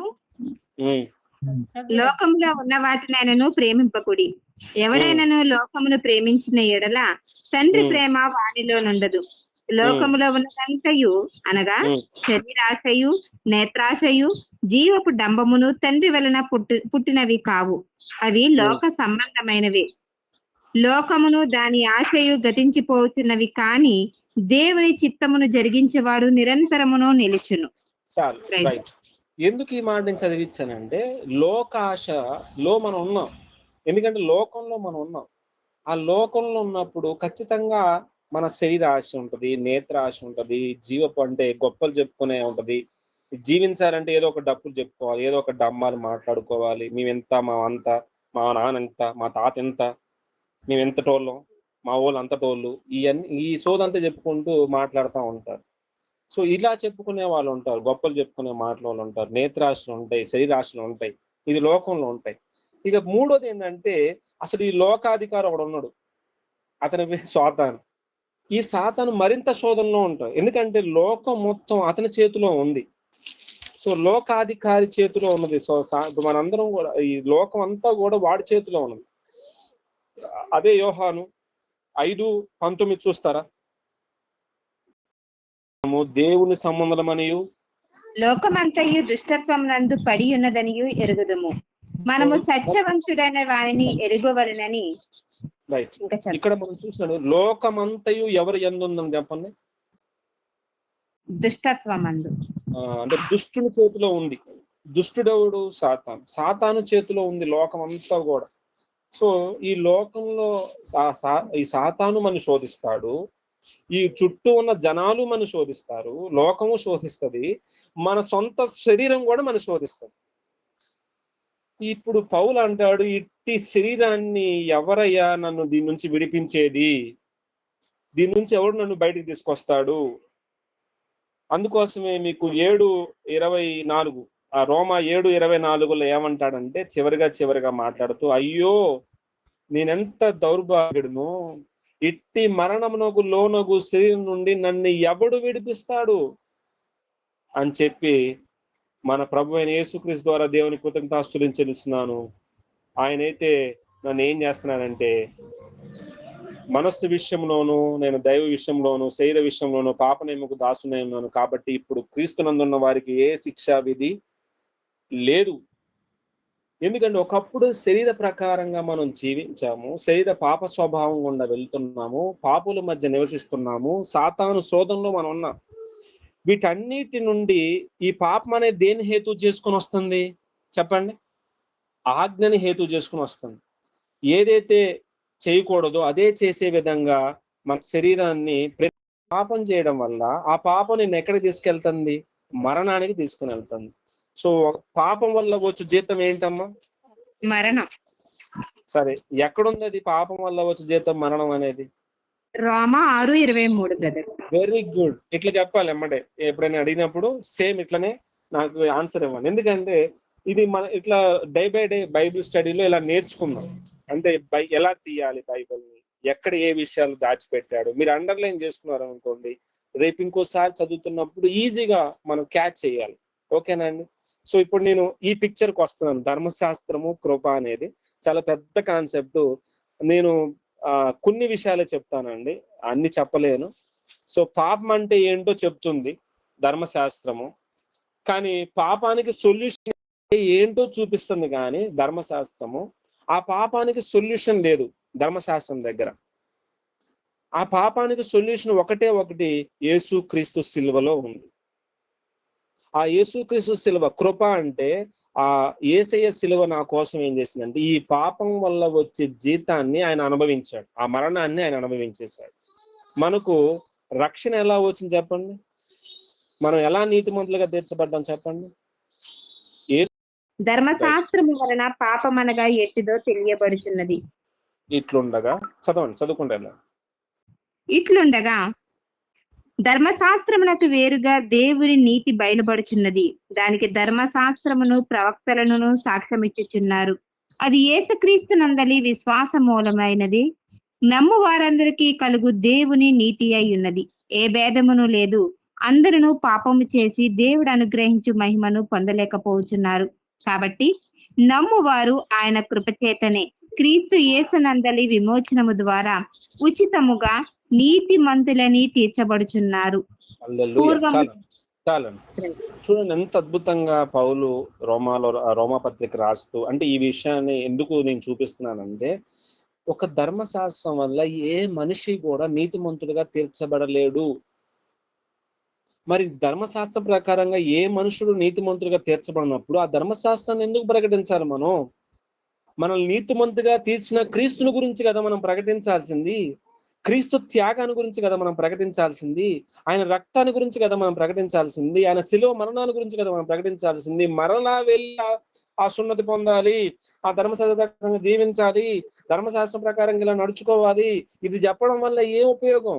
మరలా మనిషి పాపాన్ని చూపిస్తున్నావు. నువ్వు పాపివి అని చూపిస్తున్నావు. ఆ పాపం నుండి విమోచించిన ఆ యేసును చూపిద్దాం, ఆ యేసు చేసిన కార్యాన్ని చూపిద్దాం. అంటే బోధలో ఏం చూపించాలంటే, మీరు పాత నిబంధన యూజ్ చేసినా చివరికి మరలా క్రీస్తు దగ్గరికి తీసుకురావాలి. చివరికి మరలా నువ్వు క్రీస్తుని చూపించాలి. ఎందుకు? పాత నిబంధన అంతా కూడా ఇలా చెయ్యాలి, ఇలా ఉండాలి, ఇలా చెయ్యాలి, ఇలా నడుచుకోవాలి, ఇలా అయితేనే మీరు కరెక్ట్. మీకు క్వశ్చన్ తెలుసా? గలతీ పత్రికలో ఒక మాట ఉంది, అవి చెయ్యకపోతే మనంట ఒకటి వెంటాడిద్దంట. చూస్తారా? 3:10, గలతీ 3:10. దేనికి లోనై ఉన్నారు చూడండి అమ్మా, దీన్ని అండర్లైన్ చేసుకోండి. గలతీ 3:10. ధర్మశాస్త్రము విధించిన క్రియలకు సంబంధులందరూ శాపమునకు లోనై ఉన్నారు. ఎందుకనగా ధర్మశాస్త్ర గ్రంథమందు వ్రాయబడిన విధులన్నీయు చేయుట యందు నిలకడగా ఉండని ప్రతి వాడును శాపగ్రస్తుడు అని వ్రాయబడి ఉన్నది. చాలు. చూసారా? అంటే ధర్మశాస్త్ర గ్రంథమందు ఆ శాపం ఏం చేస్తుంది? మరలా నిన్ను ఆ శాపం కర్స్ అంటారు దీన్ని ఇంగ్లీష్. కర్సు ఒక్కవేళ నిన్ను అటాక్ చేస్తే ఇక ఆ కర్సు నీ పిల్లల మీదకి ఆ కర్సు అలానే వెళ్తూనే ఉంటుంది, ఆ శాపం అలానే వెళ్తూనే ఉంటుంది. అంత శాపకరమైనటువంటి ఆ ధర్మశాస్త్రాన్ని ఇక్కడ యేసుక్రీస్తు ప్రభు వారు మన కోసం శాపమయ్యాడంట. భలే చెప్తాడు ఈ మాట. చూడండి, 14 వచ్చిన చదువుతారమ్మా. 14 వచ్చిన భలేగా ఉంటుంది ఆ మాట. 14 వచ్చిన, అది ఆత్మను గూర్చి వాగ్దానం విశ్వాసం వలన మనకు లభించిన అన్ని జనులకు కలుగుటకై క్రీస్తు మన కోసము ఏమయ్యాడు? శాపమై మనలను ధర్మశాస్త్రము యొక్క శాపము నుండి ఏం చేశాడు చెప్పండి?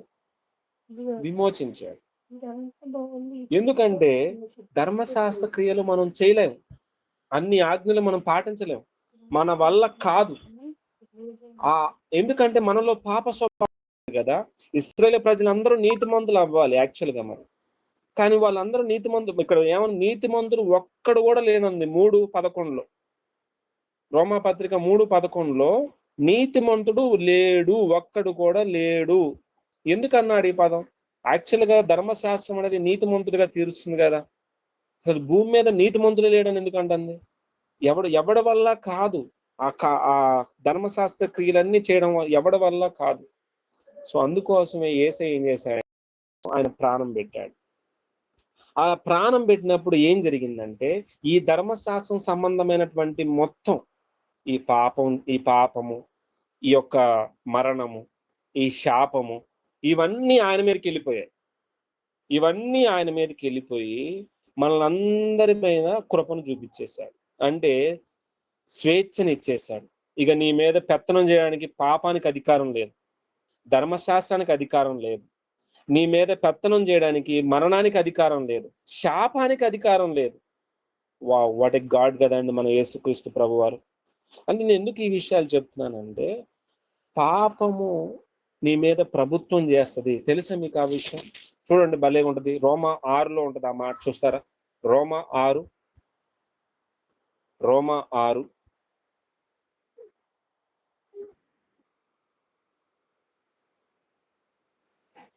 ఇది ఒకసారి చదువుతారా? రోమా 6లో 7వ వచనం, 7వ అధ్యాయం చదవండి. 7వ అధ్యాయము రోమా 7 మొదటి వచనం. అంటే సహోదరులారా, మనుషుడు బ్రతికినంత కాలమే ధర్మశాస్త్రం అతని మీద ప్రభుత్వము చేయుచున్నదని మీకు తెలియదా? ధర్మశాస్త్రము ఎరిగిన మీతో మాట్లాడుచున్నాను. చాలు చాలు. అంటే ధర్మశాస్త్రం మనిషి మీద ఏం చేసింది చెప్పండి? ప్రభుత్వం చేస్తుంది. సో ప్రభుత్వం చేయడం అంటే ఏంది? అధికారం చేయడం, అంటే నీ మీద పెత్తనం చెలాయించడం. సో నీ మీద పెత్తనం చెలాయిస్తున్నప్పుడు ధర్మశాస్త్రం, ఆ ధర్మశాస్త్రములో ఉన్న ఆజ్ఞలు హేతు చేసుకొని పాపం కూడా నీ మీద ఏం చేసింది చెప్పండి? పెత్తనం చెలాయించింది. సో ఫర్ ఎగ్జాంపుల్ ఇంకో మాట కూడా చూపిస్తాను, జస్ట్ మీకు ఇది అర్థం అవ్వాలంటే కొద్దిగా స్లోగా నేను తీసుకుని వెళ్తాను. చూడండి, 6వ అధ్యాయంలో 17వ వచనం చదువుతారా? 6:17. మీరు పాపమునకు దాసులై ఉంటిరి గాని ఏ ఉపదేశ క్రమమునకు మీరు అప్పగింపబడితిరో దానికి హృదయపూర్వకముగా లోబడిన వారై పాపము నుండి విమోచింపబడి నీతికి దాసులైతిరి. ఇందుకు దేవునికి స్తోత్రము. హల్లెలూయా. సో ఇక్కడ ఏమని చెప్పాలంటే, కొంచెం ముందుకెళ్ళి కూడా నేను ఒక మాట చూపిస్తాను చూడండి. ఇప్పుడు మనం దేనికి లోనైన వారం కాదో తెలుసుకోవాలి. జస్ట్ 6:14 చదువుతారండి, ఇప్పుడు కొంచెం ఈజీగా అర్థమైంది. చూడండి, మీరు 6:14. కృపకే గాని ధర్మశాస్త్రమునకు లోనైన వారు కారు కనుక పాపము మీ మీద ప్రభుత్వము చేయదు. అట్లైన ఎడల చాలండి. ఇప్పుడు చూడండి, మీరు కృపకే గాని ధర్మశాస్త్రమునకు లోనైన వారు కారు. ఎందుకు? మీ మీద అసలు పాపం అనేది ప్రభుత్వం చేయదు. సో ఇప్పుడు పాపం నీ మీద ప్రభుత్వం చేయాలంటే పాపం దేన్ని హేతు చేసుకోవాలి చెప్పండి? ఏది ఆధారం చేసుకుని వస్తుంది నీ దగ్గరికి పాపం? చెప్పండి. ఆజ్ఞని ఆధారం చేసుకుని వస్తుంది. ఆజ్ఞ అంటే ఏంది? ధర్మశాస్త్రం. సో నువ్వు ధర్మశాస్త్రానికి లోబడ్డావా, ధర్మశాస్త్రం ప్రకారంగా నీ దగ్గరికి పాపం నీ దగ్గరికి తీసుకొచ్చింది. అంటే ఆ ధర్మశాస్త్రం ప్రకారం ఒక్క ఆజ్ఞ నువ్వు అంటే తప్పినా ఎమ్మటే పాపం నీ దగ్గరకు వచ్చేసింది. పాపం నీ దగ్గరకు వచ్చింది, ఆ పాపం వల్ల వచ్చేది మరణం నీ దగ్గరకు వస్తుంది. సో అసలు ఈ ధర్మశాస్త్రానికి నువ్వు లోన్ అవ్వలేదు. ఇప్పుడు నువ్వు కృపకు లోన్ అవుతున్నావు. అంటే కృపకి నువ్వు కృప కిందకు వచ్చేసేప్పుడు యేసయ్య కృప కిందకు వచ్చేసాం మనం. ఇప్పుడు కృప కిందకు వస్తే ధర్మశాస్త్రం నీ మీద ఏలుబడి చేయదు, పాపము నీ మీద ఏలుబడి చేయదు. ఇది ఎలా అర్థం చేసుకోవాలండి అని అంటే 7వ అధ్యాయంతో మాట్లాడుతున్నాడు. ఎలా మాట్లాడుతున్నాడంటే, ఒక భార్య భర్త ఉన్నారు. ఆ భార్య భర్త ఉంటే ఆ భార్య భర్త బ్రతుకున్నంత వరకే కదా ధర్మశాస్త్రం వల్ల అతనికి బద్దురాలు. గాని భర్త చనిపోతే భర్త విషయమే ధర్మశాస్త్రం నుంచి ఆమె విడుదల పొందుతుంది కదా. భలే మాట్లాడతాడు చూడండి. 7:2 ఏమని మాట్లాడతాడంటే, 7:2 భర్త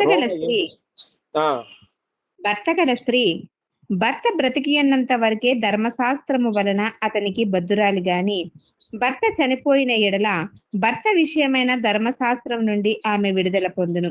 కాబట్టి భర్త బ్రతికి ఉండగా ఆమె వేరొక పురుషుని వివాహము చేసుకుని ఎడల వ్యభిచారిణి అనబడును గాని భర్త చనిపోయిన ఎడల ఆమె ధర్మశాస్త్రం నుండి విడుదల పొందెను గనుక వేరొక పురుషుని వివాహము చేసుకునినను వ్యభిచారిణి కాకపోవును.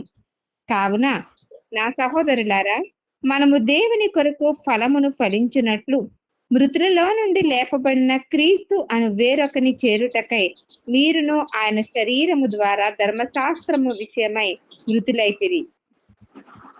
రైట్. ఎందుకు నేను ఈ వచనాలు చదివిస్తున్నానంటే, ధర్మశాస్త్రాన్ని బోధిస్తే ఆ ధర్మశాస్త్రంలో ఉన్న ఆజ్ఞలన్నీ మళ్ళీ చెయ్యాలని నువ్వు బోధిస్తూ ఉంటే అది కాదు మనం చేయాల్సింది. మరలా అది చెయ్యలేడు ఆ మనిషి, మరలా ఆ పాపం గుండా వెళ్తాడు. కానీ ఇప్పుడు మనందరం కృప కిందకు వచ్చాం. కృప కిందకు వచ్చినప్పుడు కృప ఏం చేస్తుందంటే, ఈ ధర్మశాస్త్రము నీ మీద ప్రభుత్వం చేయకుండా, పాపం నీ మీద ప్రభుత్వం చేయకుండా, మరణం నీ మీద ప్రభుత్వం చేయకుండా మొత్తాన్ని ఆపేశాడు యేసయ్య ఆ సిలువలో. ఆ ధర్మశాస్త్రం వల్ల వచ్చే శాపం ఆయన భరించేశాడు, పాపం వల్ల వచ్చే మరణాన్ని ఆయన భరించేశాడు. ఇక నీ మీద పెత్తనం చేయడానికి అసలు ఏమీ లేదు, ఏ అధికారం లేదు. ఎందుకు అధికారం లేదంటే, ఒకప్పుడు నువ్వు దాని కిందే ఉన్నావు. ఇప్పుడు భర్త గల స్త్రీ భార్య బ్రతుకున్నంత వరకే అంటే, ఫర్ ఎగ్జాంపుల్ ధర్మశాస్త్రానికి బద్దురాలుగా ఉన్నాం మనందరం. ఆ భర్త స్థానంలో ధర్మశాస్త్రం పెడదాం. ఇప్పుడు మనందరం భార్య స్థానంలో ఉన్నాం. ఇప్పుడు మనందరం కూడా ఆ ధర్మశాస్త్రం కింద ఉన్నాం. ఇప్పుడు భర్త చనిపోయాడు అంటే ధర్మశాస్త్రం అంటే యేసు సిలువలో ధర్మశాస్త్రానికి సంపూర్ణం చేసేసాడు.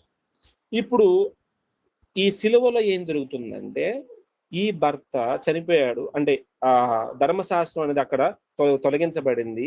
ఇప్పుడు మనందరం కూడా వేరొక పురుషుని అంటే క్రీస్తును చేరుతున్నాం, క్రీస్తును హత్తుకున్నాం.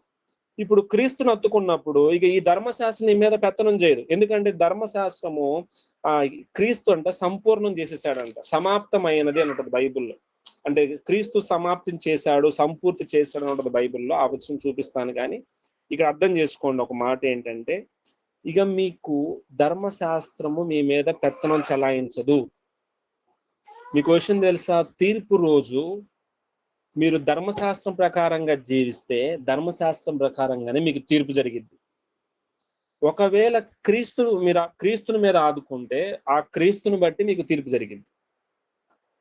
ఫర్ ఎగ్జాంపుల్ రోమాపత్రిక 2వ అధ్యాయము 12వ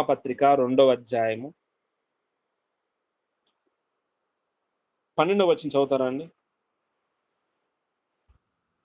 2:12. ఇది చాలా పెద్ద సబ్జెక్ట్ అండి.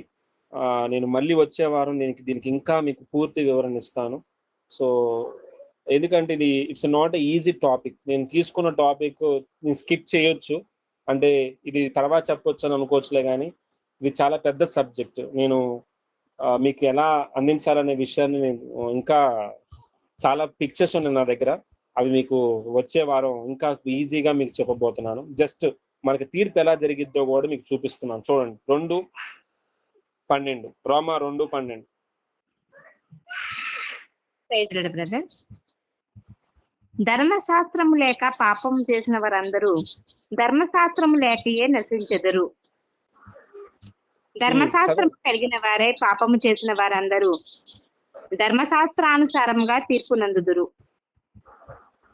చదవండి. ధర్మశాస్త్రము వినువారు దేవుని దృష్టికి నీతిమంతులు కారు గాని ధర్మశాస్త్రమును అనుసరించి ప్రవర్తించు వారే నీతిమంతులుగా ఎంచబడుదురు. ధర్మశాస్త్రము లేని అన్యజనులు స్వాభావికముగా ధర్మశాస్త్ర సంబంధమైన క్రియలను చేసిన ఎడల వారు ధర్మశాస్త్రం లేని వారైనను తమకు తామే ధర్మశాస్త్రమైనట్టున్నారు. అట్టి వారి మనస్సాక్షి కూడా సాక్ష్యమిచ్చి చుండగను వారి తలంపులు ఒకదాని మీద ఒకటి తప్పు మోపుచు లేక తప్పు లేదని చెప్పుచుండగను ధర్మశాస్త్ర సారము తమ హృదయములందు వ్రాయబడినట్టు చూపుతున్నారు.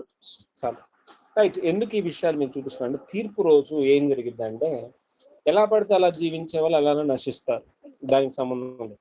కానీ ధర్మశాస్త్రము ప్రకారంగా జీవిస్తే ఆ ధర్మశాస్త్రంలో ప్రతి ఆజ్ఞను హేతు చేసుకుని అలా నువ్వు జీవిస్తున్నప్పుడు, సరిగ్గా జీవిస్తున్నప్పుడు ఆ ధర్మశాస్త్రం ప్రకారంగా నీకు తీర్పు జరిగింది. ఒకవేళ ధర్మశాస్త్రం లేదు కానీ నువ్వు మంచిగా జీవిస్తున్నావు, ధర్మశాస్త్రం ఉన్నట్టుగా జీవిస్తున్నావు, దాన్ని బట్టి నీ మనస్సాక్షిని బట్టి తీర్పు చేస్తాడు దేవుడు. కానీ ఇంకొక నియమం ఏంటంటే, ఇప్పుడు మనందరం అసలు ధర్మశాస్త్రమే లేదు మనకి, అంటే క్రీస్తులోకి ధర్మశాస్త్రం లేదు.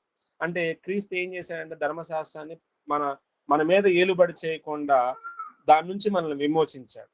ఇప్పుడు మనం ఏం చేస్తాం చెప్పండి? పాపం నుంచి మనం విమోచించాడు, ఆ శాపం నుండి విమోచించాడు, ధర్మశాస్త్ర క్రియల నుంచి మనం విమోచించినప్పుడు ఇప్పుడు మనందరం ఎలా తీర్పు తీరుస్తాడు అంటే, క్రీస్తును అంటే యేసు రక్తాన్ని మన మీద చూస్తాడు దేవుడు.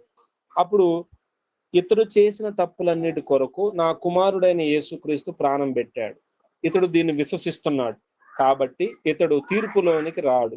అంటే మీకు అదే చెప్పాను కదా, రోమాపత్రిక 8:1 ఏముంది చెప్పండి? 8:1 కాబట్టి ఇప్పుడు క్రీస్తు యేసునందున్న వారికి ఏం లేదంట. ఎందుకు శిక్షా విధి లేదు చెప్పండి? ఎందుకు శిక్షా విధి లేదు చెప్పండి? చెప్పాలి. శిక్ష దేన్ని ఆధారం చేసుకుని వస్తుంది? తప్పుని ఆధారం చేసుకుని వస్తుంది. అంటే తప్పు చేయడానికి పాపం అన్నాం. ఆ పాపం దేన్ని ఆధారం చేసుకుని వస్తుంది చెప్పండి? అందరూ చెప్పండి. ఆజ్ఞ అంటే ఏంటి? ధర్మశాస్త్రం. అర్థమైందా? అంటే ధర్మశాస్త్రమును ఆధారం చేసుకొని, అంటే ధర్మశాస్త్రం మొత్తం కూడా ఆజ్ఞలు కనిపిస్తాయి, ఆ ఆజ్ఞల్ని ఆధారం చేసుకొని పాపం వస్తుంది. పాపం వల్ల వచ్చే జీతం మరణం. అంటే శిక్ష రావాలి అంటే శిక్ష పాపం వల్ల వస్తుంది. ఆ పాపం ఎక్కడి నుంచి వస్తుంది? మళ్ళీ ఆజ్ఞ నుంచి వస్తుంది. ఆజ్ఞ ఎక్కడి నుంచి వస్తుంది? ధర్మశాస్త్రం నుంచి వస్తుంది. ఇప్పుడు ఈ క్రీస్తు యేసునందున్న వారికి ఏ శిక్ష లేదు అంటే, ఈ క్రీస్తునందున్న వారు వాళ్ళ మీద ఏ ఆజ్ఞ అనేది లేదు. అంటే వాళ్ళ మీద ఏ ధర్మశాస్త్రం లేదు, ఏ ప్రభుత్వం లేదు, పాపం లేదు, శాపం లేదు, ఇంకా చెప్పాలంటే ఏ శిక్ష కూడా లేదు. మరి ఇట్టయితే ఇష్టం వచ్చినట్టుగా జీవించవచ్చు కదండి, ఇష్టం వచ్చినట్టుగా ఉండొచ్చు కదండి అని అనేవాళ్ళు కూడా ఉన్నారు. సో దేవుడు సత్యవంతుడు, కృపామయుడు. ఇది కృపాకాలం. కాకపోతే ఒకటి అర్థం చేసుకోవాలి, దేవుడు మన హృదయంలో ఒక వ్యక్తిని పెట్టాడు. ఎవరండి ఆయన? చెప్పండి, ఎవరాయన? ఆయన సర్వసత్యంలోకి నడిపిస్తాడు. ఎవరాయన చెప్పాలి, చెప్పాలండి. ఎవరండి? మనలో ఒక ఆయన ఉన్నాడండి, మిమ్మల్ని అనాథలుగా విడవని అన్నాడండి. పరిశుద్ధాత్ముడు, ఆదరణకర్త. పరిశుద్ధాత్మ దేవుడు. Very good. ఒకప్పుడు అంట ఆజ్ఞలు ఇలా ఉన్నాయాలు, ఇలా నడుచుకోవాలి లేదా అని మనకు తెలుసు. ఇప్పుడు మనలోనే ఉన్నాడు పరిశుద్ధాత్ముడు. ఇక ఆయన చెప్పినట్టు మనం నడుచుకుంటాం, మనం ఆత్మ చెప్పినట్టు నడుచుకుంటాం. మరి పరిశుద్ధాత్ముడు మనల్ని పాపంలో పెడతాడా? చెప్పండి. పరిశుద్ధాత్ముడు పని ఏంటో తెలుసా అండి? మనల్ని తప్పు చేయకుండా దేవునికి ఇష్టమైన పాత్రగా జీవించడానికి ప్రతి దినం మనల్ని దేవుని వాక్యం దగ్గరికి నడిపిస్తాడు, దేవుని మందిరానికి నడిపిస్తాడు, సభలకు నడిపిస్తాడు, బైబిల్ స్టడీ ఇట్లాంటి వాటికి నడిపిస్తాడు. ఎందుకు నడిపిస్తున్నాడు? క్రీస్తు దత్తకు నడిపిస్తా ఉంటాడు పరిశుద్ధాత్ముడు పని. ఎందుకు? మనం పరిశుద్ధంగా జీవించడానికి ఇష్టపడే విధంగా మన శరీరానికి అలవాటు చేస్తాడు. మనలో ఉన్న పాప స్వభావంతో పోరాడుతూ ఉంటాడు. So it's not a easy thing. మీకు ఏదో ఒక విషయం చూపిస్తాను. యోహాను 16:13 మనందరికి తెలిసిన మాటే. యోహాను 16:13 ఏమనుందమ్మా? అయితే ఆయన అనగా సత్య స్వరూపి అయిన ఆత్మ వచ్చినప్పుడు మిమ్మును సర్వ సత్యంలోనికి నడిపించును. ఆయన తనంతట తానే ఏమియో బోధింపక వేటిని వినినో వాటిని బోధించి సంభవపు సంగతులను మీకు తెలియచేను. హల్లెలూయా. మీకు ఎలా మాట్లాడాలి, ఏం మాట్లాడాలి, ఎలా జీవించాలి అన్నీ కూడా ఆయన నేర్పిస్తాడు. సో ఎందుకు ఈ మాటలన్నీ మీకు చూపిస్తున్నానంటే, ఒకప్పుడు మనం ఆజ్ఞల ప్రకారంగా నడుచుకున్న వారము ఇప్పుడు ఆత్మను నడిపిస్తున్నాం, మనం పరిశుద్ధాత్మను నడిపిస్తున్నాం. ఒకప్పుడు ఆజ్ఞలు మనల్ని నడిపించాయి ఎలా జీవించాలని. ఇప్పుడు మనం ఎలా జీవించాలని ఎవరు నేర్పిస్తున్నారు చెప్పండి? ఎవరు నేర్పిస్తున్నారు? వెరీ గుడ్, వెరీ గుడ్ అండి. అంటే పరిశుద్ధాత్ముడు వల్ల మనం ఒకవేళ తప్పు చేసామండి, మనం తప్పు చేసాం, చేయకూడదు ఏదో చేసాం, ఎవరో మిమ్మల్ని ఏలెత్తి చూపించడం లేదు. మీ లోపల ఉన్న పరిశుద్ధాత్ముడే, హే నువ్వు తప్పు చేసావు, ఇలా మాట్లాడేశావు, ఇక్కడ నువ్వు సరిగా మాట్లాడలేదు, ఎందుకు అక్కడ బూతు మాట మాట్లాడావు, ఎందుకు వాళ్ళతో కోపడ్డావు, ఎందుకు వీళ్ళతో ఎలా మాట్లాడావు అని నీలో ఉన్న అంతరాత్మ, అంతే పరిశుద్ధాత్ముడే నిన్ను గలిబిలి చేస్తా ఉంటాడు లోపల. మనశ్శాంతిగా పడుకోనీడు. లేచి ప్రార్థన చెయ్యి, నువ్వు ఇలా అన్నావు, నువ్వు ఒప్పుకో, దేవుని ఎదుట ఒప్పుకో. Are you feeling that? అంటే మీరు అందరూ అనుభవిస్తున్నారా? పరిశుద్ధాత్మని స్వరం వింటున్నారా? మీ మనసులో, మీ అంతరంగంలో మీరు ప్రార్థనలో ఉన్నప్పుడు అది నేర్పిస్తున్నాడా మీకు? మిమ్మల్ని అందరిని అడుగుతున్నాను, మీరు ప్రార్థనలో ఉన్నప్పుడు ఫర్ ఎగ్జాంపుల్ ఏదైనా తప్పు చేసినప్పుడు మీకు చెప్తున్నాడా? నువ్వు తప్పు చేశావు, నువ్వు ఇలా మాట్లాడి ఉండకూడదు, ఇలా నువ్వు వారితో ఇలా ఉండకూడదు, ఇలా చేసి ఉండకూడదు, ఇలా అది చూసి ఉండకూడదు, ఇలా వారితో ఇలా చేసి ఉండకూడదు అని నీతో అంటున్నాడా? అందరు చెప్పాలి. మా మనసాక్షి గద్దిస్తూనే ఉంటది బ్రదర్.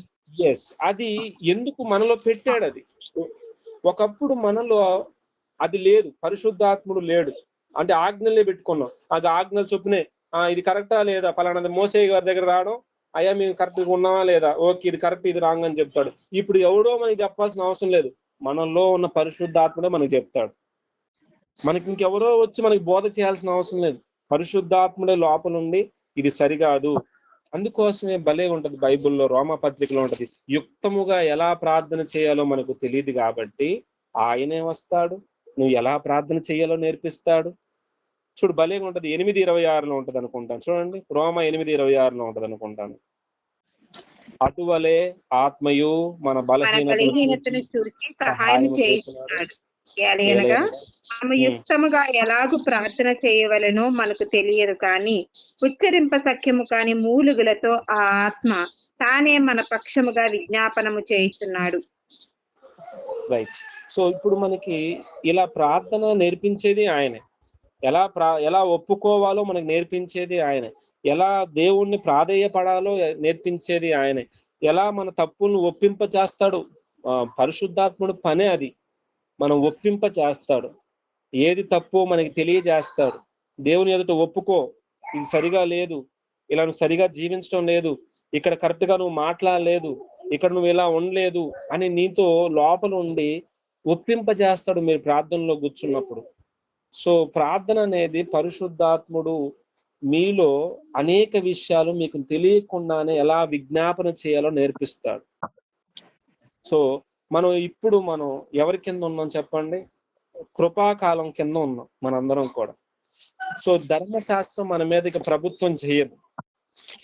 అలా అని మనం చాలా మంది అంటున్నారు, ధర్మశాస్త్రం ప్రకటించకూడదా అంటే ప్రకటించండి, కానీ ధర్మశాస్త్రంలో ఉన్న ఆచారాలు ఉంటాయి. ఇప్పుడు సున్నతి అనే ఒక ఆచారం, లేకపోతే పండగలు అనే ఒక ఆచారాలు, ఇంకొన్ని చాలా ఆచారాలు ఉన్నాయి, 1, 2 అని కాదు, నేను ఇంకా చాలా ఉంటాయి.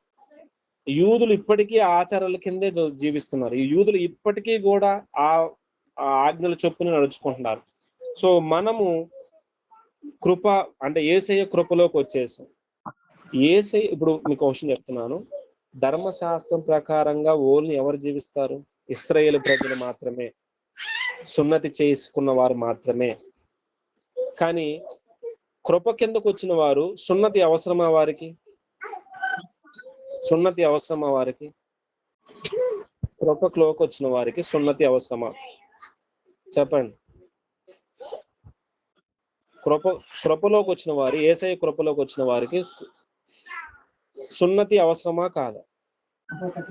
అవసరం లేదు బ్రదర్. Very good. సో అంటే ఆచార సంబంధమైనది మనకు అవసరమా కాదా అంటే ఆచారం అవసరం లేదు. నేను పెట్టాను చూడండి, ఇందులో ఓన్లీ ధర్మశాస్త్రం ప్రకారంగా ఓన్లీ ఇశ్రాయేలు ప్రజలే ఉండాలి. కానీ ఈ కృపలో ఇశ్రాయేలు ప్రజలు ఉండొచ్చు, గ్రీకు ప్రజలు ఉండొచ్చు, మరి ఏ దేశం వాడైనా ఉండొచ్చు. సో ఈ ధర్మశాస్త్రం కింద ఏదైనా తప్పు చేస్తే బలులు అర్పించాలి, కానీ కృపలో ఏ బలి అర్పించాల్సిన అవసరం లేదు. ఇక్కడ ధర్మశాస్త్ర ప్రకారంగా ఆజ్ఞల చొప్పున నువ్వు నడుచుకోవాలి, కానీ ఇక్కడ పరిశుద్ధాత్మల చొప్పున నడుచుకోవాలి. అంటే ఇది పెద్ద టాపిక్ అండి. It's not a easy thing. ఇది చెప్పడానికి నేను ఎందుకు చాలా పెద్ద టైం తీసుకోవాలి. సో ఇప్పుడు నేను ప్రస్తుతానికి కొంత మటుకు మీకు ఇస్తున్నాను ఇన్ఫర్మేషన్. సో వచ్చే వారం మీకు మొత్తం అర్థమైపోయింది ధర్మశాస్త్రం ఏంది, అసలు కృప అంటే ఏంటి, కృపలోకి ఎలా వచ్చాము, ధర్మశాస్త్రంలోకి ఎలా ఉన్నాము, ఎలా విడిపించాడు యేసయ్య. సో రిఫరెన్సెస్ అన్ని ఇప్పుడు మీకు వచ్చిన పెద్ద టేబుల్ ఉంది చూసారా, ధర్మశాస్త్రము కృప అనేది. ఆ టేబుల్ ఇంకా నేను వివరించలేదు, జస్ట్ ఒక 2 పాయింట్స్ మిమ్మల్ని వివరించాను. చాలా పెద్ద టాపిక్ అది. సో నేను వచ్చే వారం దానికి నేను టైం తీసుకుంటాను. సో ప్రస్తుతానికి మనం ఈరోజు ధర్మశాస్త్రము బోధించేవారు ఎక్కువగా అది ఎవరికి ఉపయోగపడుతుందంటే అవిధేయులకి, భక్తిహీనులకి, పాపిష్టులకి, వాళ్ళకు ఉపయోగపడుతుంది. కానీ ఎవరికి ఉపయోగపడదు అంటే నీతిమంతులకు కాదు. అది అంటే మనందరినీ యేసు రక్తంలో నీతిమంతులుగా తీర్చబడినప్పుడు ఇక మనలో ఉన్న పరిశుద్ధాత్ముడే మనం ఎలా జీవించాలో నేర్పిస్తాడు. సో ఈ పరిశుద్ధాత్ముడు అధికారంలోకి మనం వెళ్ళిపోయాం, యేసుక్రీస్తు అధికారంలోకి మనం వెళ్ళిపోయాం. అంత గొప్ప త్యాగాన్ని మనం అనుభవించాలి. అంటే ఇంత కృప నా పైన చూపించాడా, నేను పొందవలసిన తప్పు ఏమంటారంటే శిక్ష ఆయన పొందాడా అని మనం కనుక పెట్టుకుంటే మన మైండ్లో ఎప్పుడు ఆయనకి ఇష్టంగా మనం జీవించడానికి ఇష్టపడతాం. నా కోసం ఇంత త్యాగం చేసావా, నేను పొందవలసిన శిక్ష నువ్వు పొందావా అని మనం గనక పెట్టుకుంటే మైండ్లో, ఇక మనం పాపం ఒకవేళ చేసినా ఆ పాపాన్ని ఒప్పుకుంటాం, పరిశుద్ధాత్ముడు ఒప్పింపజేస్తాడు. మళ్ళీ చెప్పాను కదా, ఏ మనిషి పాపం చేయకుండా ఉండలేడండి. ఇంక నేను యేసు నమ్మాను కాబట్టి ఇక నేను పాపం చేయలేనంటే it's not a easy thing. మనం జీవించేది ఎక్కడ? లోకంలో. సాతాను అధికారం ఉంది. పాపము స్వభావంతో మనం జీవిస్తున్నాం. సో ఏదో ఒక సమయంలో ఏదో చిన్న తప్పు నువ్వు చేస్తావు, నోటితో ఏదో ఒక మాట అంటావు, ఏదో ఒక చోట ఎక్కడో తెలియకుండా గొడవ పడతావు. ఇట్లా చాలా ఉంటది. It's not a easy thing. అందుకోసమే మనం ఈ లోకంలో ఒక యుద్ధంలో ఉన్నాం. లోకాధికారితో మనం యుద్ధం చేస్తూ ఉంటాం. సో కాబట్టి ఇంకా అనేక డీటెయిల్స్ నేను వచ్చే వారం మీకు చెప్పబోతున్నాను. సో దేవుడి మాటలు దేవుడు దీవించి ఆస్వాదించును గాక. ఆమేన్. ఏదైనా డౌట్స్ ఉన్నాయండి? జస్ట్ ఈరోజు నేను ఇంకా ఫుల్ ఫ్లెడ్జ్ గా ఇవ్వలేదండి. జస్ట్ నేను ఇంకొంచెం మట్టికే ఇచ్చాను. ఇంకా చాలా పెద్ద టాపిక్ ఉంది, ఇది మీ అందరికి చెప్పబోతున్నాను. రైట్, థ్యాంక్ యూ అండి.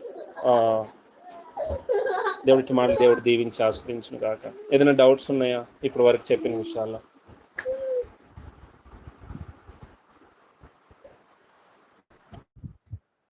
సో ఏదైనా డౌట్స్ ఉంటే ప్లీజ్ రేజ్ యువర్ క్వశ్చన్స్. అంటే ఆ క్వశ్చన్ కి అర్థమైందంటే ఇది యేసు నామంలో బాప్తిజము, తండ్రి కుమార నామంలో బాప్తిజం అనేది క్వశ్చన్ అర్థమైందా మీకు? అది ఎవరు అడిగారు?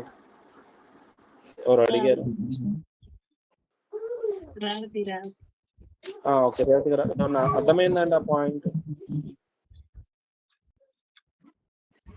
మాట్లాడు. ఐ థింక్ మ్యూట్ లో ఉన్నారు అనుకుంటాను. సో ఇట్లా మీరు ఎప్పుడైనా రాణి గారు కదండి. సరే, ఎవరైనా అడిగినా పర్లేదు. ఓకేనండి, పర్లేదు. నాకు క్లియర్ అయ్యాను బ్రదర్, నాకు క్లియర్ అయ్యాను. థ్యాంక్ యూ అండి. ఓకే, ఎప్పుడు మీ మైండ్ లో, అంటే చాలా మంది ఇది అడిగే ప్రశ్న అండి, కాకపోతే ఒక మైండ్ లో ఒకటి పెట్టుకోండి. ఏది కరెక్ట్ ఏది రాంగ్ అనే ఆలోచన నుంచి మనం బయటకు వద్దాము. సరే, ఇది వాక్యానుసారమేనా కాదా? సరే, యేసయ్య తండ్రి కుమార నామంలో బాప్తిస్మం ఇచ్చాడు, పేతురయ్య గారు యేసు నామంలో బాప్తిస్మం ఇచ్చాడు. ఓకే, ఇప్పుడు తండ్రి కుమార నామంలో ఇచ్చే వాళ్ళు ఉన్నారు, యేసు నామంలో ఇచ్చేవారు ఉన్నారు. కానీ యేసు నామంలో ఇచ్చేవారు తండ్రి కుమార నామం ఇచ్చిన అసలు బాప్తిజమే కాదు అనకూడదు. తండ్రి కుమార నామంలో బాప్తిజం ఇచ్చిన వారు యేసు నామంలో ఇస్తే కరెక్టే కాదు అనకూడదు. ఇద్దరు వాక్యాన్ని ఆధారం చేసుకుని ఇస్తున్నారు. సో సత్యాన్ని ఆధారం చేసుకుని ఇస్తున్నారు. సో ఫైనల్ గా ఒక వ్యక్తి రక్షింపబడుతున్నారు అనేది మన మెయిన్ మోటివ్, అది ముఖ్య ఉద్దేశం, మన ఆలోచన. అతను యేసును అంగీకరించాడు, అతడు దేవుడిగా అంగీకరించాడు, తన పాపముల కోసం మరణించాడని అంగీకరించాడు, యేసుని నమ్మితే నాకు నిత్య జీవం ఉందని నమ్ముతున్నాడు. ఇంకంతే, నథింగ్. ఇక నువ్వు నేను మాట్లాడడానికి ఏమీ లేదు. సో యేసు నామంలో ఇచ్చిన, తండ్రి కుమార నామంలో ఇచ్చిన రెండు బైబిల్ ప్రకారంగా ఇక్కడ అపోస్తులు ఇచ్చారు, ఇక్కడ యేసయ్య చెప్పాడు, అంతే. సో అది వారు యూజ్ చేస్తున్నారు. కాదు నేను చేసేదే కరెక్ట్, అవతలోడు చేసేది కరెక్ట్ కాదు అనేవాడు అనుకోండి, అక్కడే వచ్చింది పెద్ద తలకాయ నొప్పి. సో ఆ ఆలోచన నుంచి మనం బయటకు రావాలి. అందరూ క్రీస్తులో ఏకం అవ్వాలి, అందరినీ క్రీస్తు సొంతం అవ్వాలి. ఇది మన ముఖ్య ఉద్దేశం. So that is a motive. So ఇంకేమైనా క్వశ్చన్స్ ఉంటే టక చెప్తారా? ఏమైనా ఉన్నాయా? సో నేను దీని గురించి ఇంకా ఇన్ఫర్మేషన్ వచ్చే వారం ఫుల్ డీటెయిల్గా మీకు చెప్పబోతున్నాను. చాలా పెద్ద సబ్జెక్ట్ ఇది. నేను చెప్పింది ఒక పాయింట్ 2 పాయింట్సే. సో చెప్పబోతున్నాను నెక్స్ట్.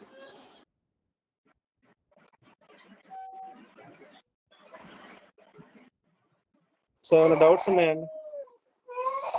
లేదంటే ప్రార్థన చేస్తాను.